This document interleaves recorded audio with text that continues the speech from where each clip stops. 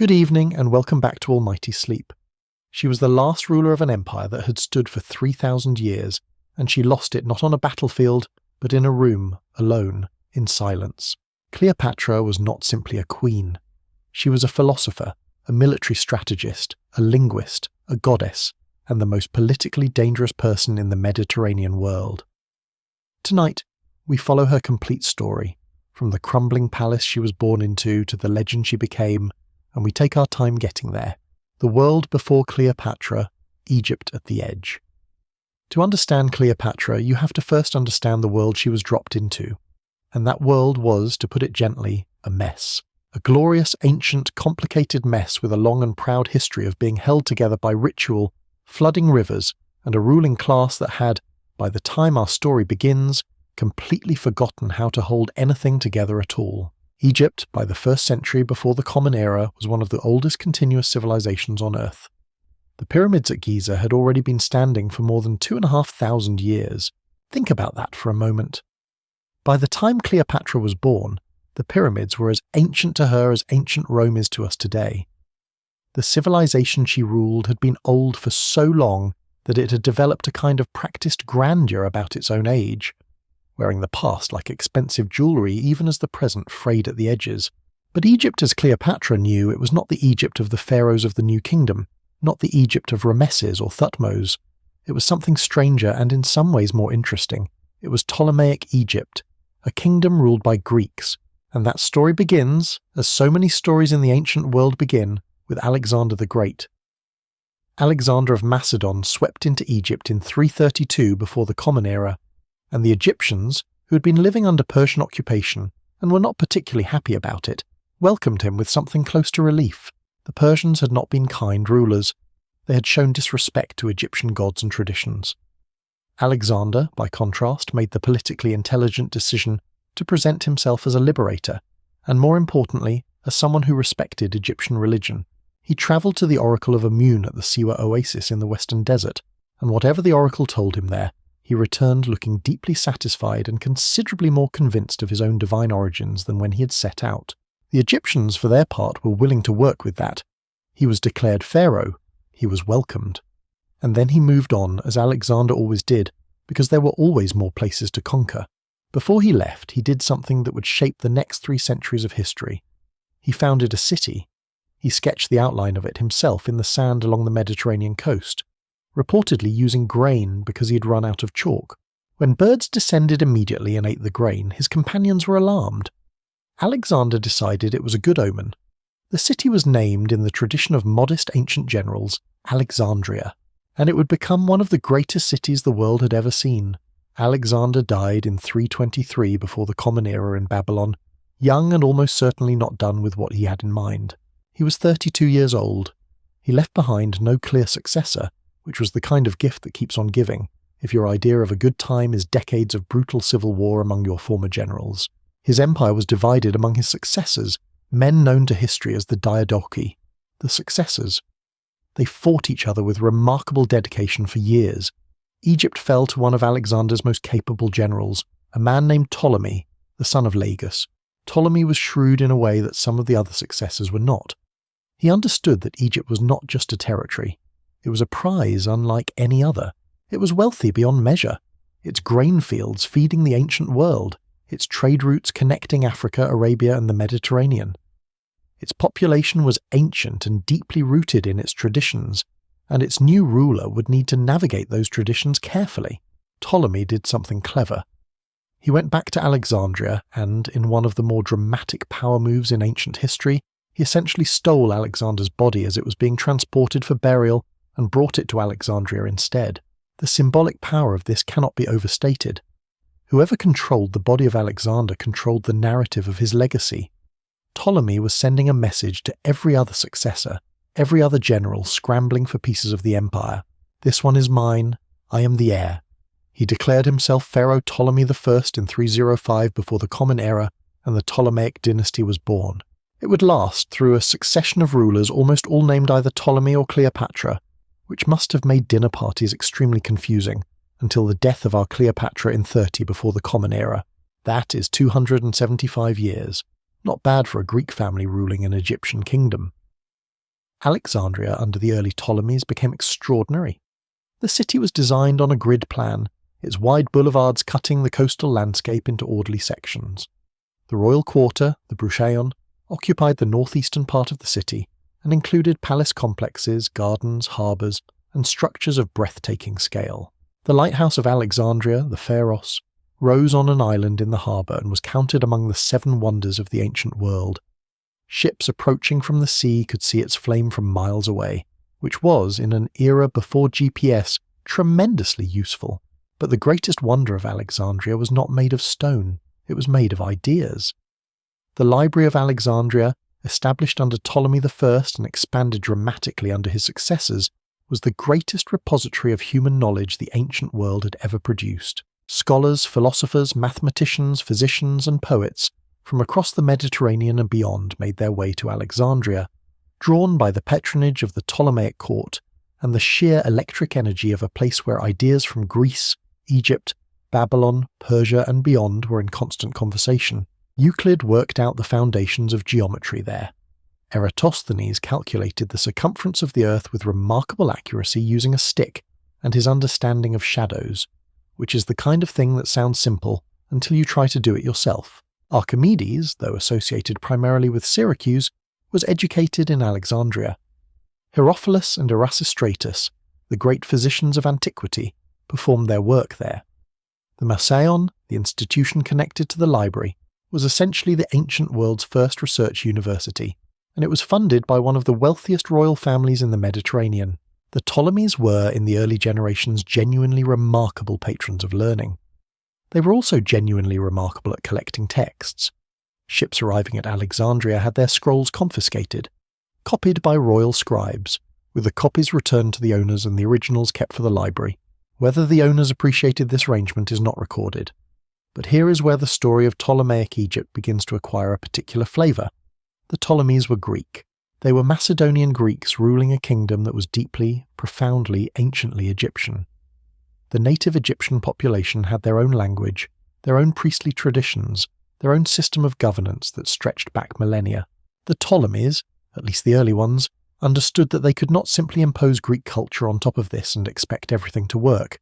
So they did something interesting. They presented themselves as both Greek kings and Egyptian pharaohs simultaneously. In Greek contexts, they were Hellenistic monarchs. In Egyptian contexts, they wore the double crown, built temples in the Egyptian style, and were worshipped according to Egyptian religious traditions. This worked more or less for a while. The early Ptolemies maintained a balance. They consulted Egyptian priests. They funded temple construction on a grand scale.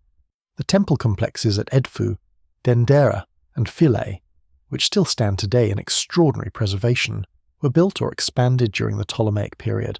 The Ptolemies presented themselves as successors to the ancient pharaohs, continuing a tradition of cosmic order that stretched back to the beginning of Egyptian time. But as the generations passed, the balance became harder to maintain.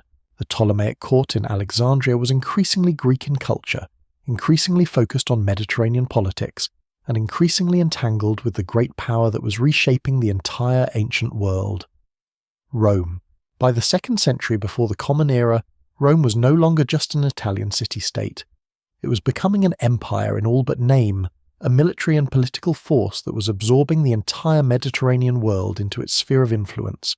The kingdoms of the Eastern Mediterranean, including Ptolemaic Egypt, were watching this process with a combination of admiration, fear, and the particular anxiety of a smaller nation, watching a very large neighbour remodel their house and occasionally glance over the fence.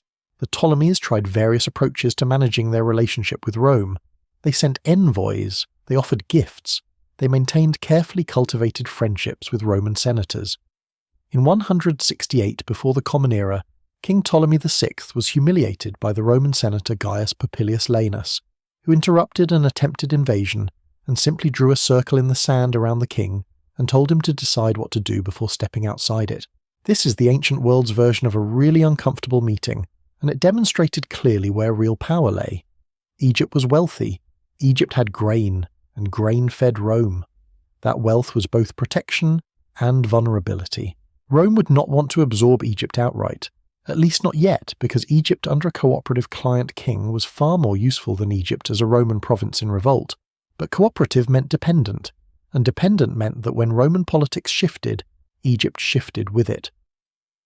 By the time we arrive at the reign of Ptolemy XII, the man who would be Cleopatra's father, the Ptolemaic dynasty, was in a state of managed deterioration. The kingdom was still vast, still wealthy, still sitting at the junction of trade routes that made it indispensable to the ancient world economy. But its borders had been trimmed, its influence had shrunk. Cyprus, once a Ptolemaic possession, was seized by Rome in 58 before the Common Era. Its treasury was regularly depleted by the need to pay bribes and tribute to Roman patrons. Ptolemy XII was known by two nicknames, neither of them particularly flattering. One was Neos Dionysus, the new Dionysus, which he had chosen himself, a reference to the god of wine and revelry. The Egyptians called him something else, Auletes, which means the flute player. He was apparently genuinely talented at the flute. This is not a nickname designed to inspire terror. When the people of your kingdom nickname you after a musical instrument, something has gone sideways in the royal image management department. Ptolemy XII spent enormous sums of money bribing Roman officials, including Julius Caesar and the Roman general Pompey, to secure Roman recognition of his legitimacy on the throne.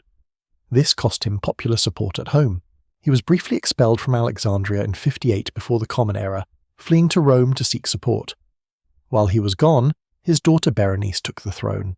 When he returned, backed by Roman troops and having finally secured the support he had paid for, he had Berenice executed. This is the family Cleopatra was born into. This is the court she grew up in. These were the lessons she learned from childhood about what power was, how it was won, how it was lost, and what happened to those who got it wrong. The world into which she was born was not a stable world. It was not a secure world. It was an Egypt perched on the edge of something, a dynasty in its final generations, a kingdom that still possessed extraordinary wealth and cultural prestige, but was increasingly at the mercy of forces it could not fully control. Into this world, sometime around 69 before the Common Era, Cleopatra VII was born, and she would spend every day of her life navigating it. Born into a dynasty of vipers, Cleopatra VII. Philippa Tor was not the first Cleopatra. She was not even close to the first Cleopatra. The Ptolemaic dynasty had been producing women named Cleopatra with the same enthusiastic repetition they applied to men named Ptolemy, which means that historians writing about this period develop a certain weary relationship with Roman numerals. She is the one history remembers, the one who burned so brightly that the name itself became synonymous with a particular kind of power and charisma and doomed magnificence. But to understand her, you have to first understand where she came from. She was born around 69 before the Common Era, though the exact date is not recorded because ancient record-keeping had a casual attitude toward the birthdays of people who had not yet done anything important. Her father was Ptolemy XII, the flute player, which we have already established was not a title designed to project strength. Her mother is unknown, which is itself a fact worth sitting with for a moment. The mother of one of the most famous women in history is simply not recorded. She may have been a concubine. She may have been a lesser wife. The sources, which were written largely by men who cared primarily about the political machinations of other men, simply do not say. Cleopatra had siblings. She had an older sister named Berenice IV, who would later take the throne during their father's exile and later lose her head when he returned. She had two younger brothers who would both in turn become her co-rulers and her enemies. These were Ptolemy XIII and Ptolemy XIV. She also had a younger sister named Arsinoe, who would prove to be, in the way that younger sisters sometimes are, enormously complicated. The Ptolemaic royal family was not a place you went to feel safe. Sibling rivalry in ordinary families tends to involve arguments over borrowed clothing or unfair treatment from parents. In the Ptolemaic dynasty, it tended to involve poison, assassinations, and the occasional military campaign. The dynasty had a long tradition of intra-family violence that would make even the most dramatic modern family look like a mild disagreement at a dinner table. Cleopatra's own great-grandmother, Cleopatra III, had killed her own son. Her great-great-aunt had been murdered by her brother. The family tree was less a tree and more a cautionary tale with roots. Cleopatra grew up understanding this with the clarity that children develop when their environment teaches specific lessons repeatedly. The lesson the Ptolemaic court taught was this: power was everything. Family loyalty was conditional. Survival required intelligence, not sentiment. And anyone at all, including the person sitting next to you at the royal table, could become your enemy if the circumstances shifted. Alexandria itself was a fascinating environment to grow up in. By the mid-1st century before the Common Era, the city was perhaps 500,000 people strong, which made it one of the largest cities in the ancient world. It was cosmopolitan in a way that few cities anywhere could match. Greeks and Egyptians shared its streets. Jewish communities had been established in the city for generations and maintained their own traditions alongside their neighbours. Merchants from across the Mediterranean brought goods, languages, and ideas. The city smelled of salt water and spice and the intellectual ferment of a place where books were taken seriously. The royal quarter, where Cleopatra spent her childhood, was something apart from the city's ordinary life. The palace complex was spread across a peninsula in the eastern harbour, a series of buildings, gardens, theatres, libraries and shrines that occupied a substantial portion of the city's waterfront. Visitors described it as taking up a quarter or even a third of the city's total area, which gives you some sense of the scale of royal ambition. Within those walls lived the court, the administrators, the priests, the scholars, the guards, the servants, and the always shifting collection of people who clustered around royal power like moths around a flame. Some of them warmer and better treated than moths, most of them considerably more dangerous. For a royal child in this environment, education was not optional. It was the primary business of childhood. The Ptolemaic rulers had long understood that power required knowledge, that to rule Egypt you needed to understand both the Greek world and the Egyptian world, and to navigate the increasingly complex relationships with Rome, you needed to understand that as well. Royal children were educated to an extraordinary standard. Cleopatra, it becomes clear from everything we know of her adult life, took to this education with an enthusiasm that went well beyond what mere duty required. She was genuinely, passionately, almost obsessively curious. This was not a woman who sat through her lessons politely waiting for them to end so she could go do something else. This was someone who wanted to know more, who pursued knowledge with the same focused intensity that she would later bring to political strategy. Her father, Ptolemy XII, for all his flaws, and there were many and they were significant, was himself an educated man with an appreciation for culture. He was a competent musician, clearly, since the nickname stuck, and he maintained the tradition of royal patronage of the arts and learning. Growing up in his court, Cleopatra was surrounded by scholars, philosophers, and physicians who were available to teach and be questioned. But even in childhood, the political realities of her world were impossible to ignore. Her father's reign was defined by his relationship with Rome, his desperate need for Roman recognition of his legitimacy, his willingness to spend the kingdom's treasury on bribes, his expulsion and return, the execution of his daughter Berenice. These events were not distant political abstractions. They happened around her, to people she knew, in the palace she lived in. The expulsion is worth pausing on. When Ptolemy XII fled to Rome in 58 before the Common Era, his kingdom essentially rejected him.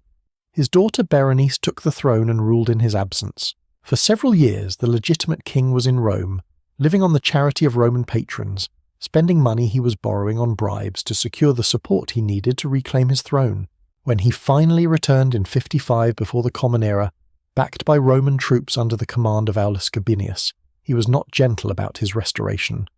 Berenice was executed. Her supporters were dealt with harshly.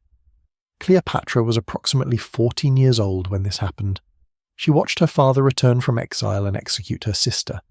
She watched what Roman military backing could do, what it meant to have powerful foreign allies, how expensive those alliances were both financially and morally. She also watched what happened to those who underestimated the determination of someone willing to go to any lengths to reclaim what they believed was theirs. Whether she felt grief for Berenice is something we cannot know. What we can observe is that the lessons this period taught her were lessons she never forgot. Ptolemy XII died in 51 before the Common Era. He had been ill for some time, and his final years had been spent in the uneasy stability that follows the violent reassertion of power. He had made arrangements for his succession. His will, significantly, had been deposited in Rome, which was itself a declaration of Egypt's relationship with Roman power.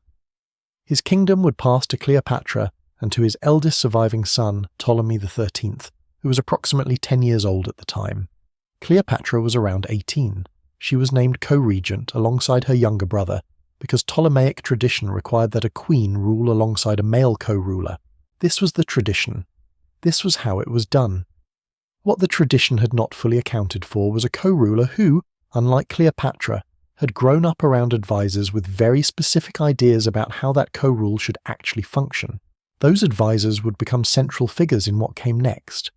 Because while the transition appeared orderly on the surface, beneath it the mechanisms of a power struggle were already in motion. Cleopatra sat on the throne of Egypt as pharaoh, as queen, as the continuation of a dynasty that stretched back through generations of Ptolemies to the companions of Alexander himself. She was not going to give it up easily. She never had been going to give it up easily.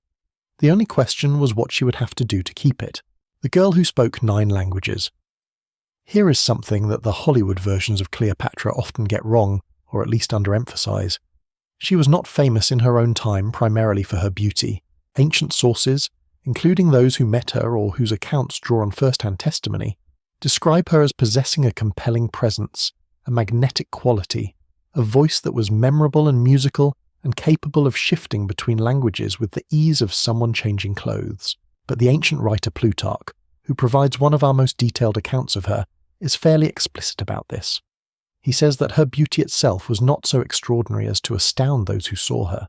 What was extraordinary, what was genuinely remarkable, was her mind. She was, by any measure, one of the most educated people of her era, and she lived in an era that included some of the finest minds in human history, all of them converging on Alexandria. She had been educated in the traditions of the Mouseion, the great research institution attached to the library, and her education covered philosophy, mathematics, astronomy, medicine, rhetoric, and literature. She could converse with scholars on their own terms. She could debate philosophical questions with the same fluency she brought to political negotiations. But the most remarkable thing, the thing that set her apart from every other Ptolemaic ruler in the dynasty's 275-year history was this. She learned Egyptian. This sounds, at first, like a small thing. It was not a small thing. Not a single one of her predecessors, not one of the Ptolemies who had ruled Egypt since 305 before the Common Era, had bothered to learn the language of the people they ruled. The Ptolemies spoke Greek. They administered in Greek. They patronized Egyptian religion and built Egyptian temples and dressed as Egyptian pharaohs, but they did it without speaking to their Egyptian subjects in their own language. For more than 2 centuries, the rulers of Egypt had governed Egypt without being able to have a direct conversation with the majority of their population. Cleopatra found this, evidently, unacceptable. She learned Egyptian. She learned to read hieroglyphics and demotic script. She learned the priestly language that allowed her to participate directly in the religious ceremonies of her kingdom without the mediation of an interpreter. This was not just a personal achievement, though it was certainly that. It was a political act of considerable significance. Egyptian priests, who held enormous power and influence in the country's administration, responded to her with a warmth and cooperation that her predecessors had not enjoyed. When Cleopatra appeared in the temples speaking the proper ritual language, she was not a foreign queen performing a ceremony. She was pharaoh. And Egyptian was not the only additional language she learned. Ancient sources indicate she spoke 8 or 9 languages in total. Greek was her mother tongue. She spoke Egyptian, as we have established. She spoke Aramaic, which was the common language of trade across the eastern Mediterranean and the Near East. She spoke Hebrew, which was significant for managing the substantial Jewish community in Alexandria and in Egypt more broadly. She spoke the Parthian language, which made her capable of direct communication with representatives of the Parthian Empire to the east, one of Rome's great rivals, and therefore potentially a valuable ally. She spoke Ethiopian, which is understood to refer to languages of the Nile Valley south of Egypt. She spoke Troglodyte, referring to languages of the peoples living along the Red Sea coast. She spoke Syriac. She may also have spoken Latin, though there is some debate about her proficiency in that particular language. What this means, practically speaking, is that when delegations arrived at Cleopatra's court from virtually any direction in the known world, she could speak to them directly. No intermediaries, no translators introducing potential errors or biases or delays. Just the Queen, looking at you across a table, speaking to you in your own language. The psychological effect of this on visiting diplomats and leaders should not be underestimated. It is one thing to negotiate with a powerful ruler through an interpreter. It is something else entirely to find that the ruler you came to see has taken the trouble to meet you on your own linguistic ground. This was not accident. This was not simply Cleopatra happening to be good at languages. This was deliberate preparation for the kind of ruler she intended to be. She was preparing herself systematically and with remarkable thoroughness for the role of governing a complex multicultural kingdom and navigating an equally complex Mediterranean world. Her philosophical education was centered on the traditions of the Alexandrian scholars. The Museion in her time was still a functioning institution, though it was a somewhat more modest version of what it had been at its height. The great era of Alexandrian scholarship had been the 3rd and 2nd centuries before the Common Era, when figures of the caliber of Euclid and Eratosthenes had walked its halls. By Cleopatra's time, the institution was past its peak, but it still housed scholars of considerable ability, and access to its collection of texts was still an extraordinary educational resource. She studied philosophy in the tradition of the Alexandrian schools, which blended various Greek philosophical traditions, particularly Platonist and Aristotelian thought, with influences from Egyptian and Eastern sources. She would have studied rhetoric, the art of persuasion and public speaking, which was considered one of the essential accomplishments of any educated person in the Greek tradition, and which would serve her extensively in her political career. She studied medicine. This is an interesting point that is sometimes overlooked. Cleopatra had a genuine interest in pharmacology and toxicology. Ancient sources mention that she wrote about cosmetics and medicine, and there are later references to works attributed to her on these subjects. Whether these texts were genuinely hers or works attributed to her later is a matter of scholarly debate, but the interest itself aligns with what we know of her character and her education. In a world where poison was a political tool as well as a medical reality, knowledge of pharmacology was not purely academic. She studied mathematics and astronomy in the tradition of the Alexandrian schools. The Ptolemaic interest in the sky was both practical. The Egyptian calendar was deeply tied to astronomical observations, particularly the rising of the star Sirius, and philosophical. She would have been familiar with the work of scholars like Hipparchus and with the detailed astronomical records that the Alexandrian tradition had accumulated. All of this education, all of this preparation, was taking place against the background of a court that was never entirely safe. She was growing up watching her father navigate his humiliating dependence on Roman patronage. She was watching the family dynamics that had already produced one sister's execution. She was surrounded by advisors and court officials who had their own agendas, their own preferences for who should hold power and how it should be exercised. She was learning everything she could, as quickly as she could, because she understood on some fundamental level that her safety and her future depended on being more capable than everyone around her expected her to be. The portrait that emerges from all of this, even filtered through the incomplete and sometimes hostile sources we have, is of someone genuinely exceptional. Not exceptional in the way that royal propaganda routinely produced exceptional figures, but exceptional in ways that even her enemies acknowledged. The Roman orator Cicero, who met her and found the experience deeply unpleasant, still described her as someone of considerable intelligence and presence. Men who had every political reason to diminish her acknowledged that she could not simply be diminished. She was also preparing herself in a more direct political sense. As her father's health declined in his final years, Cleopatra was increasingly present at court, increasingly involved in the business of governance. Ptolemy XII seems to have recognized in her something that made her the natural successor, or at least the most capable of his available options. He named her his co-regent, bringing her into formal partnership in rule before his death. She was being trained for what she would inherit. The question was whether what she inherited could be held. By the time Ptolemy XII died in 51 before the Common Era, Cleopatra was approximately 18 years old, educated to an extraordinary degree, politically aware in the way that only someone who has watched power change hands violently can be, and utterly determined to rule Egypt on her own terms. She was about to discover that determination, however fierce, meets resistance in forms that do not always yield to intelligence alone. A throne drenched in blood. The formal beginning of Cleopatra's reign should have been a moment of stability. Her father had made his arrangements. His will had been deposited in Rome, giving it the endorsement of the most powerful state in the Mediterranean world. Cleopatra was named co-ruler, alongside her younger brother Ptolemy XIII. There was a clear succession, a clear structure, a clear plan. Everything was in order, at least on paper, and ancient plans that look orderly on paper have a remarkable and almost impressive habit of becoming completely disorderly the moment they are actually tested by living people with competing ambitions. Ptolemy XIII was approximately 10 years old when their co-rule began. 10. He was a child who probably still had opinions about his dinner and had not yet developed opinions about anything more consequential. Cleopatra was approximately 18, educated to an extraordinary degree, politically sharp in the way that only someone who has watched power change hands violently can be, and already several years into understanding exactly how the game around her was being played. In a rational world, this would have made the distribution of governing authority fairly straightforward. The adult who speaks 9 languages, who has been specifically prepared for rule since childhood, who has been serving as co-regent in the final years of her father's reign, should exercise the governing power while the child grows into the role. That is the sensible arrangement. That is what common sense would produce. But the world that Cleopatra ruled was not organized around common sense. It was organized around factional interests, and the factions surrounding young Ptolemy XIII had very specific ideas about how the co-rule should actually function. Specifically, they had ideas that involved considerably more power flowing through them, and considerably less residing in the queen who had actually been prepared to use it. The 3 men at the centre of this were a particular kind of problem.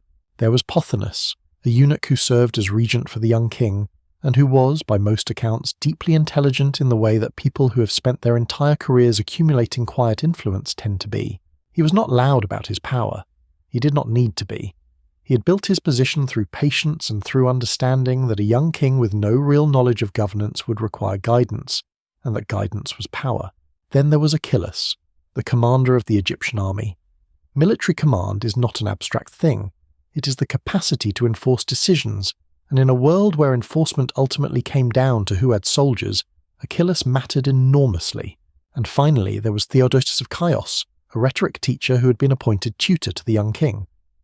A rhetoric teacher with political ambitions is a specific kind of dangerous, because he knows how to frame anything in the most favourable possible terms, including his own self-interest. These 3 men constituted an effective regency council, and they shared a problem that had nothing to do with policy disagreements.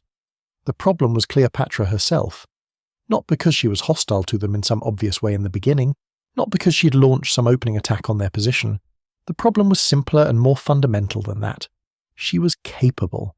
She was genuinely, demonstrably, infuriatingly capable of governing Egypt without their guidance, without their mediation, without their indispensable expertise filling the gap between a young king who could not yet rule and the kingdom that needed ruling. If she governed effectively, what exactly were they for? Their power depended entirely on the existence of a weakness at the centre of the throne, and Cleopatra was not a weakness. She was the opposite of a weakness, and they knew it from the first moment. So the struggle began. For approximately the first 2 years of the co-reign, it was conducted through political manoeuvring rather than anything that broke openly into violence. Cleopatra governed as queen, asserting her primacy in every way that was available to her. There are coins from this period that show her portrait without Ptolemy XIII, which in the ancient world was a clear symbolic statement of independent authority. Coins mattered. They circulated through the entire kingdom. Whose face was on them was a declaration of who was actually in charge. Documents from official administrative contexts were sometimes dated with her name appearing first. She was making the case, through the small but meaningful gestures that constituted political communication in the ancient world, that she was the ruler and her brother was the co-ruler, not the other way around. Pothinus and his allies worked steadily against this. They cultivated relationships with the Alexandrian population, with court officials, with the army's officer class. They had the significant practical advantage of controlling day-to-day administration through the young king's regency, which meant they had their hands on the mechanisms of governance in a way that was difficult to dislodge. Cleopatra could issue decrees and maintain her symbolic primacy, but the people who implemented those decrees, who kept the administrative machinery functioning, were increasingly oriented toward the Regency Council rather than the Queen. And then the external world added a layer of difficulty that made everything worse. Rome, which had been the essential guarantor of Ptolemaic legitimacy for decades, was coming apart. The alliance between Julius Caesar, Pompey the Great, and Marcus Licinius Crassus, the arrangement that historians call the First Triumvirate, was fracturing under the weight of individual ambition and the simple reality that 3 powerful men sharing power tend eventually to start calculating how much more power they might have without the other 2. Crassus had died in 53 before the Common Era at the Battle of Carrhae in modern-day Turkey, a catastrophic Roman defeat at the hands of the Parthians that cost him his life, his army, and a set of Roman military standards that Rome would spend decades trying to recover. That left Caesar and Pompey, who had been drifting toward open confrontation for years, with nothing between them and conflict except their own calculations about timing. For Egypt, which had structured its entire foreign policy around the cultivation of Roman friendship and the careful management of Roman expectations, the prospect of a Roman civil war was genuinely alarming.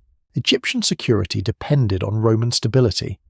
A Rome tearing itself apart between competing generals was a Rome that could not be relied upon, a Rome whose attention would be elsewhere, a Rome whose promises and guarantees meant less. The political fog of Roman uncertainty settled over everything, and Cleopatra was trying to govern a kingdom and fight off a regency council, while that fog thickened around her. Around 49 or 48 before the Common Era, the manoeuvring reached its conclusion. Cleopatra was expelled from Alexandria. The precise mechanism of this is not entirely clear in the ancient sources, which is itself interesting. It may have been a formal court decision. It may have been military force orchestrated by Achilles, who after all commanded the army and could enforce decisions that mere political declarations could not.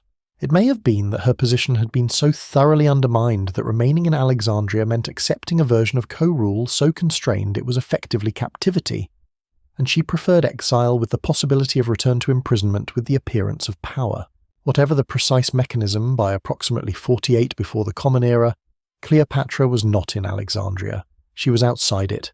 She was in exile. She was also emphatically not finished. She gathered what she could. Supporters, funds raised through means that the sources do not detail precisely, a military force of some kind. She made her way east to the region around Pelusium near Egypt's border with Syria. This was the traditional gateway into Egypt from the east, the place where armies from the eastern Mediterranean had entered Egypt for centuries. Cleopatra establishing herself there was both practical and symbolic. She was at the border. She was not inside her kingdom, but she was at its edge, with the capacity to come back in, and she was building the strength to try. The two sides faced each other across the Egyptian desert. Ptolemy's forces at Pelusium, Cleopatra's forces somewhere in the vicinity, a confrontation gathering toward resolution. And then something happened that none of them had planned for, that shifted every calculation simultaneously, that arrived out of the chaos of the Roman civil war like a stone thrown into still water. Pompey the Great arrived in Egypt. This requires context. Caesar had crossed the Rubicon in January of 49 before the Common Era, that act of deliberate illegality that converted a political dispute into an open war. For the next year and a half, Caesar and Pompey manoeuvred across the Roman world.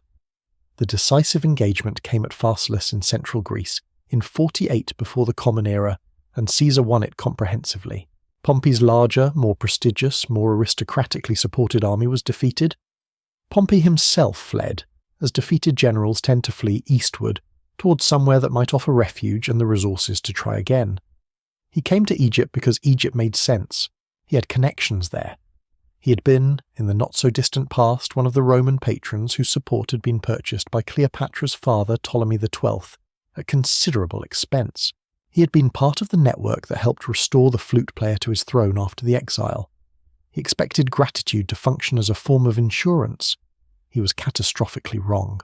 Pothinus, Achilles, and Theodotus had a decision to make, and they made it with the cold logic of men who were thinking purely about survival and advantage. Pompey had just lost a civil war to Caesar. Caesar was coming east. If they sheltered Pompey, they would have Caesar as an enemy. If they turned Pompey away, they would look disloyal to a past patron without gaining any credit from Caesar. But there was a third option, the one that Theodotus apparently proposed, and it was the option that history remembers. As Pompey's small boat came in toward the Egyptian shore, as he prepared to step onto the land he expected to welcome him, he was murdered, stabbed by Achilles and by a Roman soldier in Ptolemaic service who had once served under Pompey himself, which is the particular kind of betrayal that has its own category of cruelty. His head was cut off and preserved. When Julius Caesar arrived in Alexandria shortly afterward, following Pompey's trail across the eastern Mediterranean, he was met with the preserved head of his former son-in-law, his great rival, the man he had just defeated in what was supposed to be the decisive confrontation of his career. The presentation was intended as a gesture of goodwill, a demonstration that Egypt had chosen the winning side. Caesar wept. That is what the ancient sources say, and it is one of those details that is impossible to verify and impossible to dismiss. whether those tears were genuine grief for a man he had once been close to, political performance designed to project a certain kind of moral authority, or simply the shock of a man who had expected to find a living enemy and instead found a head in a jar, we cannot know. What we can know is that the gesture did not have the intended effect. Caesar was not pleased, he was disturbed. He was, in a particular and important way, angry, because Pompey's death at Egyptian hands had taken something from him. He had wanted to be the one who decided Pompey's fate, whether that fate was clemency or something else. The Egyptians had made that decision for him, and he had not given them permission to do that. He arrived in Alexandria with a small force, intending to pursue the loose ends of a civil war he believed was essentially concluded. What he found instead was a city in the middle of its own succession crisis, a regency council that had just committed a significant miscalculation, and one side of an Egyptian civil war in control of Alexandria, while the other side was encamped in the desert to the east, waiting. Everything was about to change, but the change that mattered most, the meeting that would define not just Cleopatra's reign, but the shape of the ancient world for the next 2 decades, requires its own telling, because it is one of the most extraordinary encounters in all of recorded history, and it deserves the space. Caesar arrives, the most famous meeting in history. Julius Caesar in 48, before the Common Era was 52 years old, he was one of the most successful military commanders in Roman history, a brilliant political operator, a man of extraordinary energy and ambition, who had just won a civil war and was in the process of consolidating his position as the dominant figure in the Roman world. He was also, by most accounts, thoroughly charming, intellectually engaged, and possessed of the kind of restless curiosity that made him interesting to talk to, even when you were also afraid of him. He arrived in Alexandria with approximately 4,000 soldiers, which was a relatively modest force for someone who had just won a civil war. He installed himself in the royal palace, which caused immediate outrage among the Alexandrians. He demanded that the 2 claimants to the Egyptian throne come to him and submit their dispute to his arbitration, because that is what a man who has just won a Roman civil war does when he arrives somewhere. He proposes that everyone submit their dispute to his arbitration. The Alexandrians, who were famously volatile and proud of it, were not delighted. Ptolemy XIII, or rather Pothinus and Achilles, understood the danger of their situation. Caesar's arrival changed the calculation completely. They had just killed Pompey trying to win Caesar's favour, and it had not worked. Now Caesar was in their city, in their palace, making demands. They were not going to find it easy to simply tell him to leave. Cleopatra, waiting with her forces at Pelusium, understood the danger of her situation with equal clarity. If Caesar arbitrated between her and her brother and came to an agreement with the regents, she could find herself on the losing side of that arbitration. She needed to speak to Caesar. She needed to present herself directly. And she could not simply walk into Alexandria, because her brother's forces controlled the city. What happened next is one of the most famous stories from the ancient world. The details predictably vary somewhat between sources. The romantic version, beloved by later historians and absolutely everyone who has ever made a film about Cleopatra, involves a rolled-up carpet. The substance of the story is this. Cleopatra arranged to be smuggled into the palace past the guards, who would have stopped her if they had seen her. She was transported in some kind of container, a sack in some versions, a carpet or bedroll in others, carried in by a merchant named Apollodorus.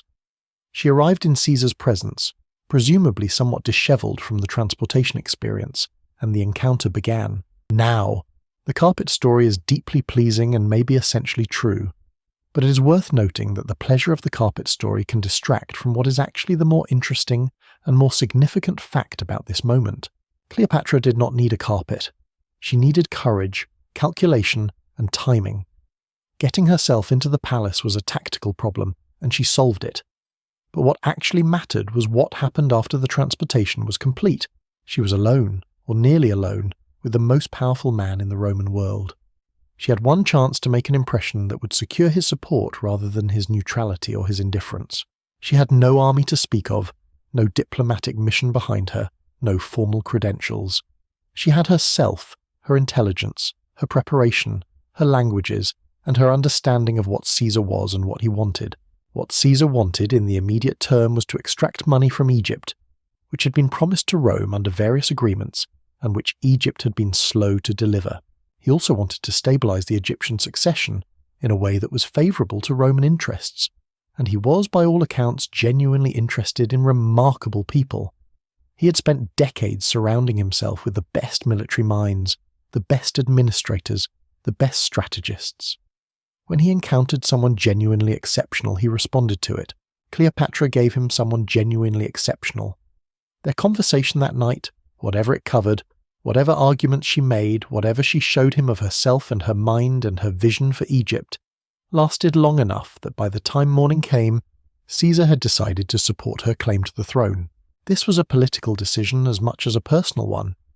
Cleopatra was older, more capable, more politically sophisticated than her brother, and she was making the case that she could govern Egypt in a way that served Roman interests. She was also, and this was probably not irrelevant, genuinely compelling company. Plutarch's accounts suggest that their relationship quickly moved beyond the political, though ancient writers are not always reliable guides to the precise timeline of private relationships. The Regency Council was not pleased. They had expected to manage Caesar.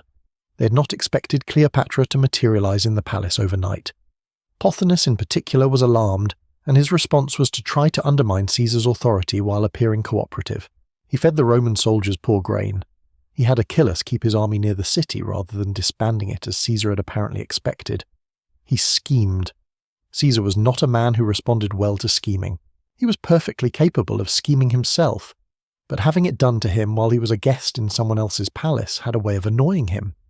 Events accelerated toward conflict. Achillas moved his forces into Alexandria with somewhere in the range of 20,000 soldiers. Caesar had 4,000.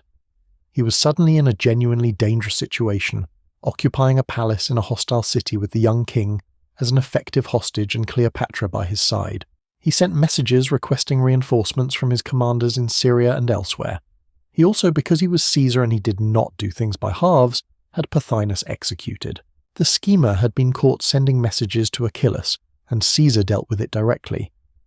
This is the beginning of what historians call the Alexandrian War, a siege situation that lasted from approximately late 48 to early 47 before the Common Era. The details of the fighting are complex and sometimes contradictory in the ancient sources, but the broad outlines are clear. Caesar's forces were essentially trapped in the royal quarter of Alexandria, holding the palace, the harbour, and the lighthouse. Achillas's forces controlled most of the city. Caesar's reinforcements were on their way but had not arrived. During this period there was a famous incident involving the Library of Alexandria. Caesar, attempting to prevent Achillas from using the Egyptian fleet in the harbour against him, set fire to the ships.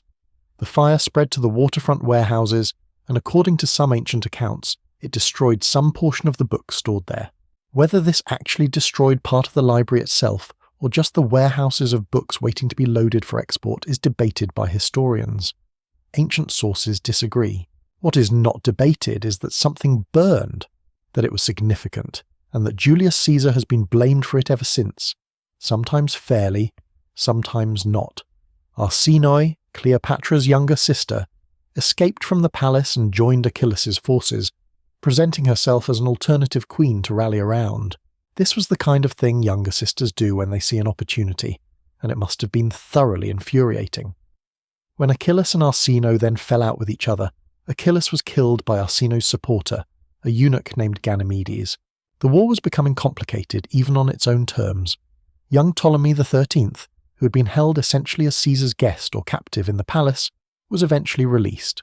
He immediately joined the military forces opposing Caesar. This was not a particularly wise decision for a 13-year-old boy, and it ended badly for him. He drowned in the Nile during the chaos of a battle. The ancient sources differ on whether he drowned in the actual fighting or while trying to flee, but the outcome was the same. Ptolemy XIII was dead. Caesar's reinforcements arrived, the forces of Mithridates of Pergamon coming from the east, and the balance shifted. Caesar's combined forces defeated the Egyptian army at the Battle of the Nile. The immediate crisis was resolved. Cleopatra was queen. Caesar had supported her. Ptolemy XIII was gone. Arsinoe was taken captive. The Alexandrian War was over, but Caesar was still in Egypt, and he showed no immediate signs of leaving, and the relationship between the Roman commander and the Egyptian queen was deepening into something that was both personal and politically significant in ways that neither Rome nor Egypt had fully reckoned with yet. They sailed up the Nile together. This is another of the details that has become part of the Cleopatra legend, the voyage on the royal barge through the heart of Egypt. Caesar was seeing the country that Cleopatra ruled, the ancient temples along the river, the farmland fed by the annual flood, the population that was now firmly her population. Whether this was also a kind of extended honeymoon or simply a politically necessary tour of the country or both, the sources are not precise. It was probably both. It usually is. Caesar stayed in Egypt for several months. By the time he finally left, sometime in 47 before the Common Era, called away by the demands of his increasingly complex political situation in Rome and elsewhere, Cleopatra was pregnant. Queen of the Nile. Cleopatra's first reign. When Caesar finally departed Egypt, he left Cleopatra in a position that was simultaneously stronger and more vulnerable than anything she had experienced before. She was unambiguously queen. The immediate threat to her rule had been eliminated. Her brother was dead. Her sister was Caesar's prisoner and would be displayed in his triumph in Rome, the ultimate public humiliation for a Ptolemaic princess. The Regency Council that had expelled her was disbanded, its members dead or scattered, but she was also unmistakably the queen who ruled with Roman support. Caesar had stationed several legions in Egypt before he left, not a huge force but a significant one, both as protection for Cleopatra and as a reminder that Rome had an interest in the country's stability. The presence of those legions was a double-edged thing. It secured her position. It also announced to anyone paying attention exactly what the terms of her security were. She was co-ruler once again, because tradition required a male co-ruler, and so she placed her younger brother Ptolemy XIV on the throne beside her. He was approximately 11 years old. She was approximately 22. There was no ambiguity about who was actually governing Egypt. The child king was a legal formality. The queen was the queen. In the summer of 47 before the Common Era, Cleopatra gave birth to a son. She named him Ptolemy Caesar, which was a statement of intention so clear it barely required translation. He was later known by the nickname Caesarion, Little Caesar, and his very existence was both a political asset and a complication. His father was the most powerful man in Rome. His mother was the Queen of Egypt. His potential claim, if Caesar recognized him as a legitimate heir, was extraordinary. Caesar did not publicly acknowledge the child as his own while he was alive, which was consistent with Roman marriage laws and social conventions, but also reflected the political difficulty of recognizing a child born to a foreign queen as a legitimate Roman heir. Privately, he seems to have acknowledged the connection. The child was given the name Ptolemy Caesar. He was kept at court. The connection was not hidden. It was simply not formalized in a way that Roman law would have recognized. Cleopatra's priority in the years following Caesar's departure was governance. This is the part of her story that gets the least dramatic treatment in later tellings, and the least attention from ancient sources, because it is less inherently theatrical than the romantic and military episodes. But it is arguably the most important part of understanding who she actually was. She was not simply a woman who formed relationships with powerful Roman men. She was a ruler who governed a complex kingdom, and she governed it well. Egypt under Cleopatra's administration maintained its function as the grain supply for much of the Mediterranean world. The agricultural systems that depended on the Nile flood, the management of the irrigation canals, the collection and distribution of grain continued to operate. She managed her relationship with the Egyptian priestly establishment, which was crucial for maintaining order in the country's interior. She presented herself in Egyptian temples as Isis, the great goddess of Egyptian religion, the divine mother, the queen of heaven and earth. This was not merely ceremonial. It was a claim to religious authority that connected her to the deepest traditions of Egyptian kingship. The identification with Isis was particularly significant. Isis was the goddess of magic, of healing, of rebirth, of motherhood, the protector of the pharaoh, the divine power behind cosmic order. She was also one of the most widely worshipped deities in the ancient world, her cult spreading across the Mediterranean and into Rome itself. When Cleopatra presented herself as Isis, she was not just claiming Egyptian religious authority. She was positioning herself within a tradition that had meaning and resonance far beyond Egypt's borders. She also managed Egypt's foreign relationships with considerable skill during this period. The country's revenue had been strained by her father's debts to Rome and by the expenses of the recent conflict. She worked to rebuild the treasury, to maintain trade relationships, to keep the Ptolemaic kingdom functioning as a coherent economic entity. In 46 before the Common Era, Caesar celebrated 4 triumphs in Rome, great processions that displayed the victories of his campaigns. The triumph for his Egyptian victory included Arsinoe, Cleopatra's sister, being led through the streets of Rome in chains. This was standard Roman triumph practice, displaying captive foreign royalty as evidence of conquest. The Roman crowds, according to ancient sources, actually felt some sympathy for Arsinoe, who was young and was evidently conducting herself with dignity.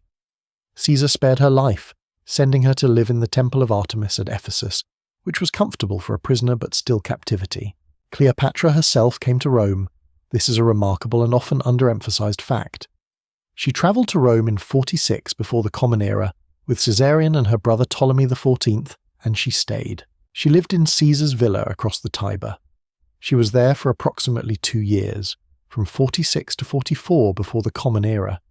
She was there as an allied foreign queen, not as a subject or a prisoner. Her presence in Rome was controversial. Romans knew who she was. They knew about her relationship with Caesar. They had opinions about all of this, and Roman opinion was not universally favourable toward a foreign queen who was openly associated with the most powerful man in Rome. Cicero, who was deeply invested in the traditional Roman political order that Caesar was busy dismantling, wrote letters expressing his personal dislike of Cleopatra. He had apparently encountered her in some context and found the experience galling. He does not say she was unintelligent. He implies quite the opposite. He found her arrogant. He found her manner offensive. What is interesting is what this tells us. Cleopatra in Rome was not making herself small, was not being deferential, was not performing the role of a dependent client queen carefully managing her manners for Roman sensibilities. She was present as herself, and herself was not designed to make Roman senators comfortable. Caesar, meanwhile, was extending his power in ways that were beginning to alarm the Roman political class. He had himself named dictator in perpetuity in 44 before the Common Era, which was a level of formalized authority that the Roman Republic had always treated as strictly temporary. There were rumors, or more than rumors, that he intended to make himself king, possibly with Cleopatra as his queen, in some kind of Hellenistic-style monarchy modelled on the kingdoms of the East. This may or may not have been accurate, but the fear of it was real and significant. On the 15th of March, 44 before the Common Era, Julius Caesar was assassinated in the Theatre of Pompey in Rome. He was stabbed 23 times by a group of conspirators that included men he had trusted and elevated, most famously Marcus Junius Brutus and Gaius Cassius Longinus. He died on the floor of the theatre. The republic that had been his enemy and his vehicle and his prize all at once died with him, or at least began its final chapter. Cleopatra was in Rome when this happened. She was there, in Caesar's villa across the Tiber, when the messengers arrived with the news. The man who had restored her throne, the father of her son, the most powerful figure in the world she had been navigating, was dead. She was in a foreign city, politically exposed, suddenly without the protection that had defined her position for 4 years. She left Rome relatively quickly.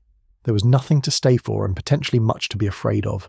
She sailed back to Egypt, back to Alexandria, carrying her son and whatever plans she was beginning to make for a world that had just become substantially more uncertain. On her return to Egypt, Ptolemy XIV died. He was approximately 14 years old. Ancient sources do not provide clear information about the cause of his death, and the timing, shortly after Cleopatra's return from Rome, has led to suggestions that she may have had him killed. This cannot be proven. Children in the ancient world died of many things, and a 14-year-old in good health dying of natural causes in the ancient world was not impossible. What is true is that after his death, Cleopatra named Caesarion as her co-ruler. Her son, Caesar's son, was now the formal co-ruler of Egypt. The message was clear. She was governing Egypt alone, for all practical purposes, with her 3-year-old son as her legal co-regent. She was managing the aftermath of Caesar's assassination. She was watching Rome descend into the next phase of civil conflict, and she was thinking about what came next. The world cracks open. Rome after Caesar. The murder of Julius Caesar on the Ides of March, 44 before the Common Era, did not restore the Roman Republic. His assassins had believed it would. They had planned carefully, recruited widely among the disaffected senatorial class, convinced themselves that removing the man at the centre of the problem would allow the old structures to reassert themselves, that the Senate would breathe again, that the traditional machinery of republican governance would simply resume once the obstacle was gone. This is the kind of thinking that sounds reasonable in a conspirators' meeting and collapses immediately on contact with reality. You cannot restore an institution by murdering the symptom of its decline. The Republic had been sick before Caesar arrived, had been further hollowed out during his rise, and after his death it did not recover. It accelerated toward its end. The assassins had not saved the Republic. They had simply removed the one man capable of managing its dying with any particular grace. What followed was a decade of extraordinary violence and political turbulence that would end with Rome under the permanent control of a single man, and the world reorganized around that fact. For Cleopatra, sitting in Alexandria with a 3-year-old son who bore the name Ptolemy Caesar, the question was not philosophical. It was urgent and practical and existential. The man who had restored her throne was dead. The protection that had defined her political position for 4 years was gone. Rome was about to tear itself apart again, and Egypt, as always, was going to have to navigate whatever emerged from the wreckage. The immediate aftermath of the assassination was chaos of a particular Roman variety, loud and dangerous and pointed in multiple directions simultaneously. Brutus and Cassius, the most prominent of the conspirators, had expected the Roman people to receive them as heroes. The Roman people did not cooperate with this expectation. The mob that gathered for Caesar's funeral was not celebrating the restoration of republican liberty. It was angry, grieving for the man it had come to regard as its champion, and increasingly interested in directing that anger somewhere. Mark Antony, Caesar's most senior general and closest political ally, gave the funeral oration. Ancient sources describe its effect as decisive, which is a careful way of saying that by the time Antony was finished, Brutus and Cassius were no longer safe in Rome. They left Italy. The city was not available to them any longer. Then came the complication nobody had fully accounted for. A young man named Gaius Octavius arrived from the provinces. He was 18 years old. He was Caesar's great-nephew, and as the will made clear when it was read, he was also Caesar's adopted son and primary heir.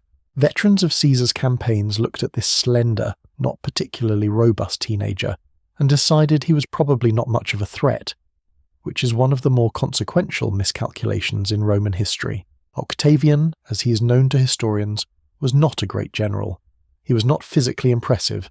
He was not the kind of charismatic presence that commanded a room the way Caesar or Antony did. He was something different, and in the particular circumstances of Roman politics in 44 before the Common Era, something considerably more effective. He was a cold, patient, almost inhuman manager of power who never made the mistake of underestimating his opponents and never stopped thinking about the long game. Antony and Octavian clashed initially, which was entirely predictable. Antony was the senior figure. He had been Caesar's man for years, had served alongside him, had real relationships with the legions, had genuine political authority derived from his own achievements. He was not going to welcome a teenager claiming the inheritance of the man they had both served. There was fighting between their respective supporters. There was a genuine moment when it appeared Antony and Octavian might simply destroy each other, which would have simplified several things considerably, though probably not in ways that would have been good for anyone else. Roman pragmatism intervened. In 43 before the Common Era, Antony and Octavian reached an agreement, bringing in a third figure named Lepidus to create what became the Second Triumvirate. This was not an informal arrangement like the alliance between Caesar, Pompey and Crassus had been. This was a formally constituted political body with legal backing, a 3-man executive for the Roman state. They divided authority, divided territory, divided the problem of what to do about the men who had killed Caesar. And then they addressed that last problem with a thoroughness that removed any remaining ambiguity about what kind of men they were. The proscriptions began. Lists of enemies, real and alleged, were published. Approximately 300 senators and 2,000 members of the equestrian class were named. Being named meant being subject to killing, your property forfeited to the state, a bounty payable to whoever brought in your head. It was systematic, brutal, and effective at removing potential opposition while simultaneously raising funds from the confiscated estates. Cicero was among those proscribed. The greatest orator the Roman world had produced, the man who had devoted his career to the Republic and its ideals, was hunted down and killed. His head and his hands were brought to Rome and displayed on the rostra, the speaking platform from which he had given so many of his famous speeches. His hands were displayed specifically because those hands had written the Philippics, the speeches attacking Antony. It was a message about consequences, written in the most literal possible terms.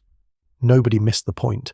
Brutus and Cassius, who had been gathering forces in the eastern Mediterranean, met the combined armies of Antony and Octavian at Philippi in Macedonia in 42 before the Common Era.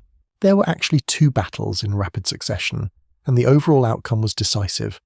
Both Brutus and Cassius died. Cassius killed himself after what he believed was a defeat, apparently not fully aware of how the battle had gone on the other side of the field. Brutus lasted a few more days before he too ended his own life.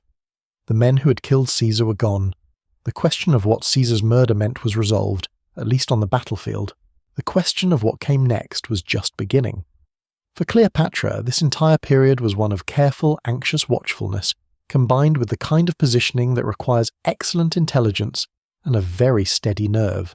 Egypt had tried not to commit fully to either side during the immediate conflict.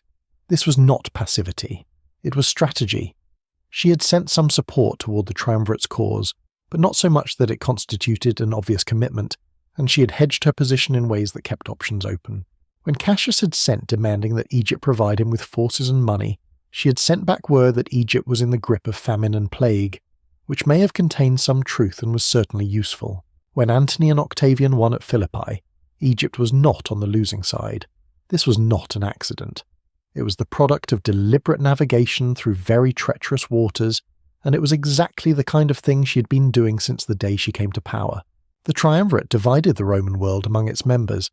Lepidus received Africa, which was the smallest prize and would eventually lead to his marginalization from the real contest. Octavian took the West, including Italy itself, which was the political heart of the Roman world and the base from which any long-term consolidation of power would have to be built. Antony received the East, which was the assignment that looked most immediately attractive. The East was where the real wealth was.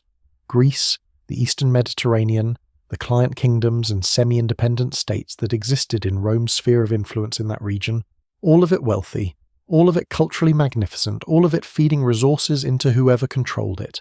For Egypt specifically, this meant that the Roman figure who now mattered most was Mark Antony. He was the dominant power in the part of the world where Egypt existed. He was the man whose goodwill needed to be cultivated, whose support needed to be secured, whose relationship with Egypt and with its queen would define the next chapter of whatever Cleopatra was trying to build. Antony was approximately 40 years old at this point, which meant he was in the full force of his considerable capacities. Every account of him, even those written by people who ended up on the opposing side, conveys someone physically substantial, energetic in a way that seemed inexhaustible, genuinely charismatic in the direct and uncomplicated manner of someone who does not need to calculate their charm, because it simply emanates. He was a real military commander with real accomplishments and the loyalty of soldiers who had fought with him. He was also genuinely warm in his personal relationships, capable of friendship and generosity in ways that made people devoted to him. And he had appetites, for wine and food and pleasure, and the particular pleasure of being admired, that were as large as everything else about him. He was, in other words, exactly the kind of person who is very good at many things and can be outmaneuvered by someone with more patience, more long-term focus, and more willingness to think 5 moves ahead rather than 1. He was moving through the Eastern Mediterranean, consolidating Roman authority, and collecting what was owed to Rome from the various kingdoms and city-states in the region. The campaigns against Brutus and Cassius had been expensive. The triumvirate needed resources. Egypt was the most obvious and most significant source of those resources in the entire Eastern Mediterranean world, and Egypt had, at least nominally, not been entirely clear in its loyalties during the recent conflict. He had grounds for a conversation. He exercised those grounds in the most straightforward possible way. He sent for Cleopatra. He summoned her to Tarsus in Cilicia, on the southern coast of what is now Turkey, to account for Egypt's behaviour and to discuss arrangements going forward. The tone of the summons was that of a senior Roman official calling a client monarch to explain herself. It assumed compliance. It assumed that she would come when called, that she would come with appropriate deference, that she would present herself in the posture of someone who needed his goodwill and knew it. It was the kind of summons that Rome had been issuing to Eastern monarchs for generations, and those monarchs had generally complied because the alternative was unpleasant. Cleopatra looked at this summons and did not rush. She did not immediately pack for Tarsus. She did not send a quick reply expressing her eagerness to comply. She waited. She considered. She took the time that someone takes when they are not responding to a command but deciding how to use an opportunity, because that is what she understood this summons to be, underneath the Roman assumption of authority. It was not a trap. It was not a threat. It was an opening. It was a chance to meet the most powerful Roman in her world under circumstances where she had some control over the terms, where she could shape the first impression, where she could determine how the encounter began and therefore, to some degree, how it developed. She thought about who Mark Antony was. She thought about his self-image, his enthusiasms, his relationship with the tradition of the god Dionysus that he had cultivated in the eastern cities, the way he liked to present himself as the divine patron of pleasure and creative power. She thought about what kind of entrance would meet him on his own symbolic ground and simultaneously establish her own. She made her plans, and then, when she was ready, she came to Tarsus. Not as a client monarch reporting to a Roman official, not as someone who had been summoned. She arrived as something else entirely. Tarsus.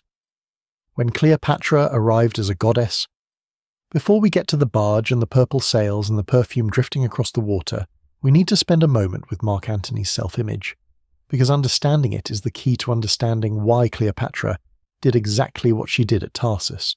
And understanding why she did what she did is the difference between seeing the encounter as a romantic episode and seeing it for what it actually was, which was one of the most precisely engineered political performances in the ancient world.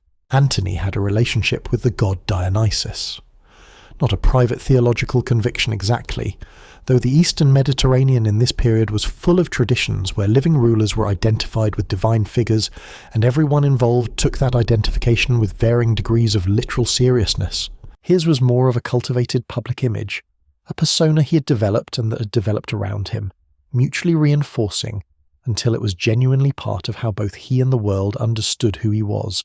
Dionysus was the god of wine, of revelry, of creative excess, of the kind of divine abundance that overwhelms ordinary categories and conventions. He was the god of theatre and of transformation. He was not a refined, distant intellectual deity. He was immediate and physical and intoxicating.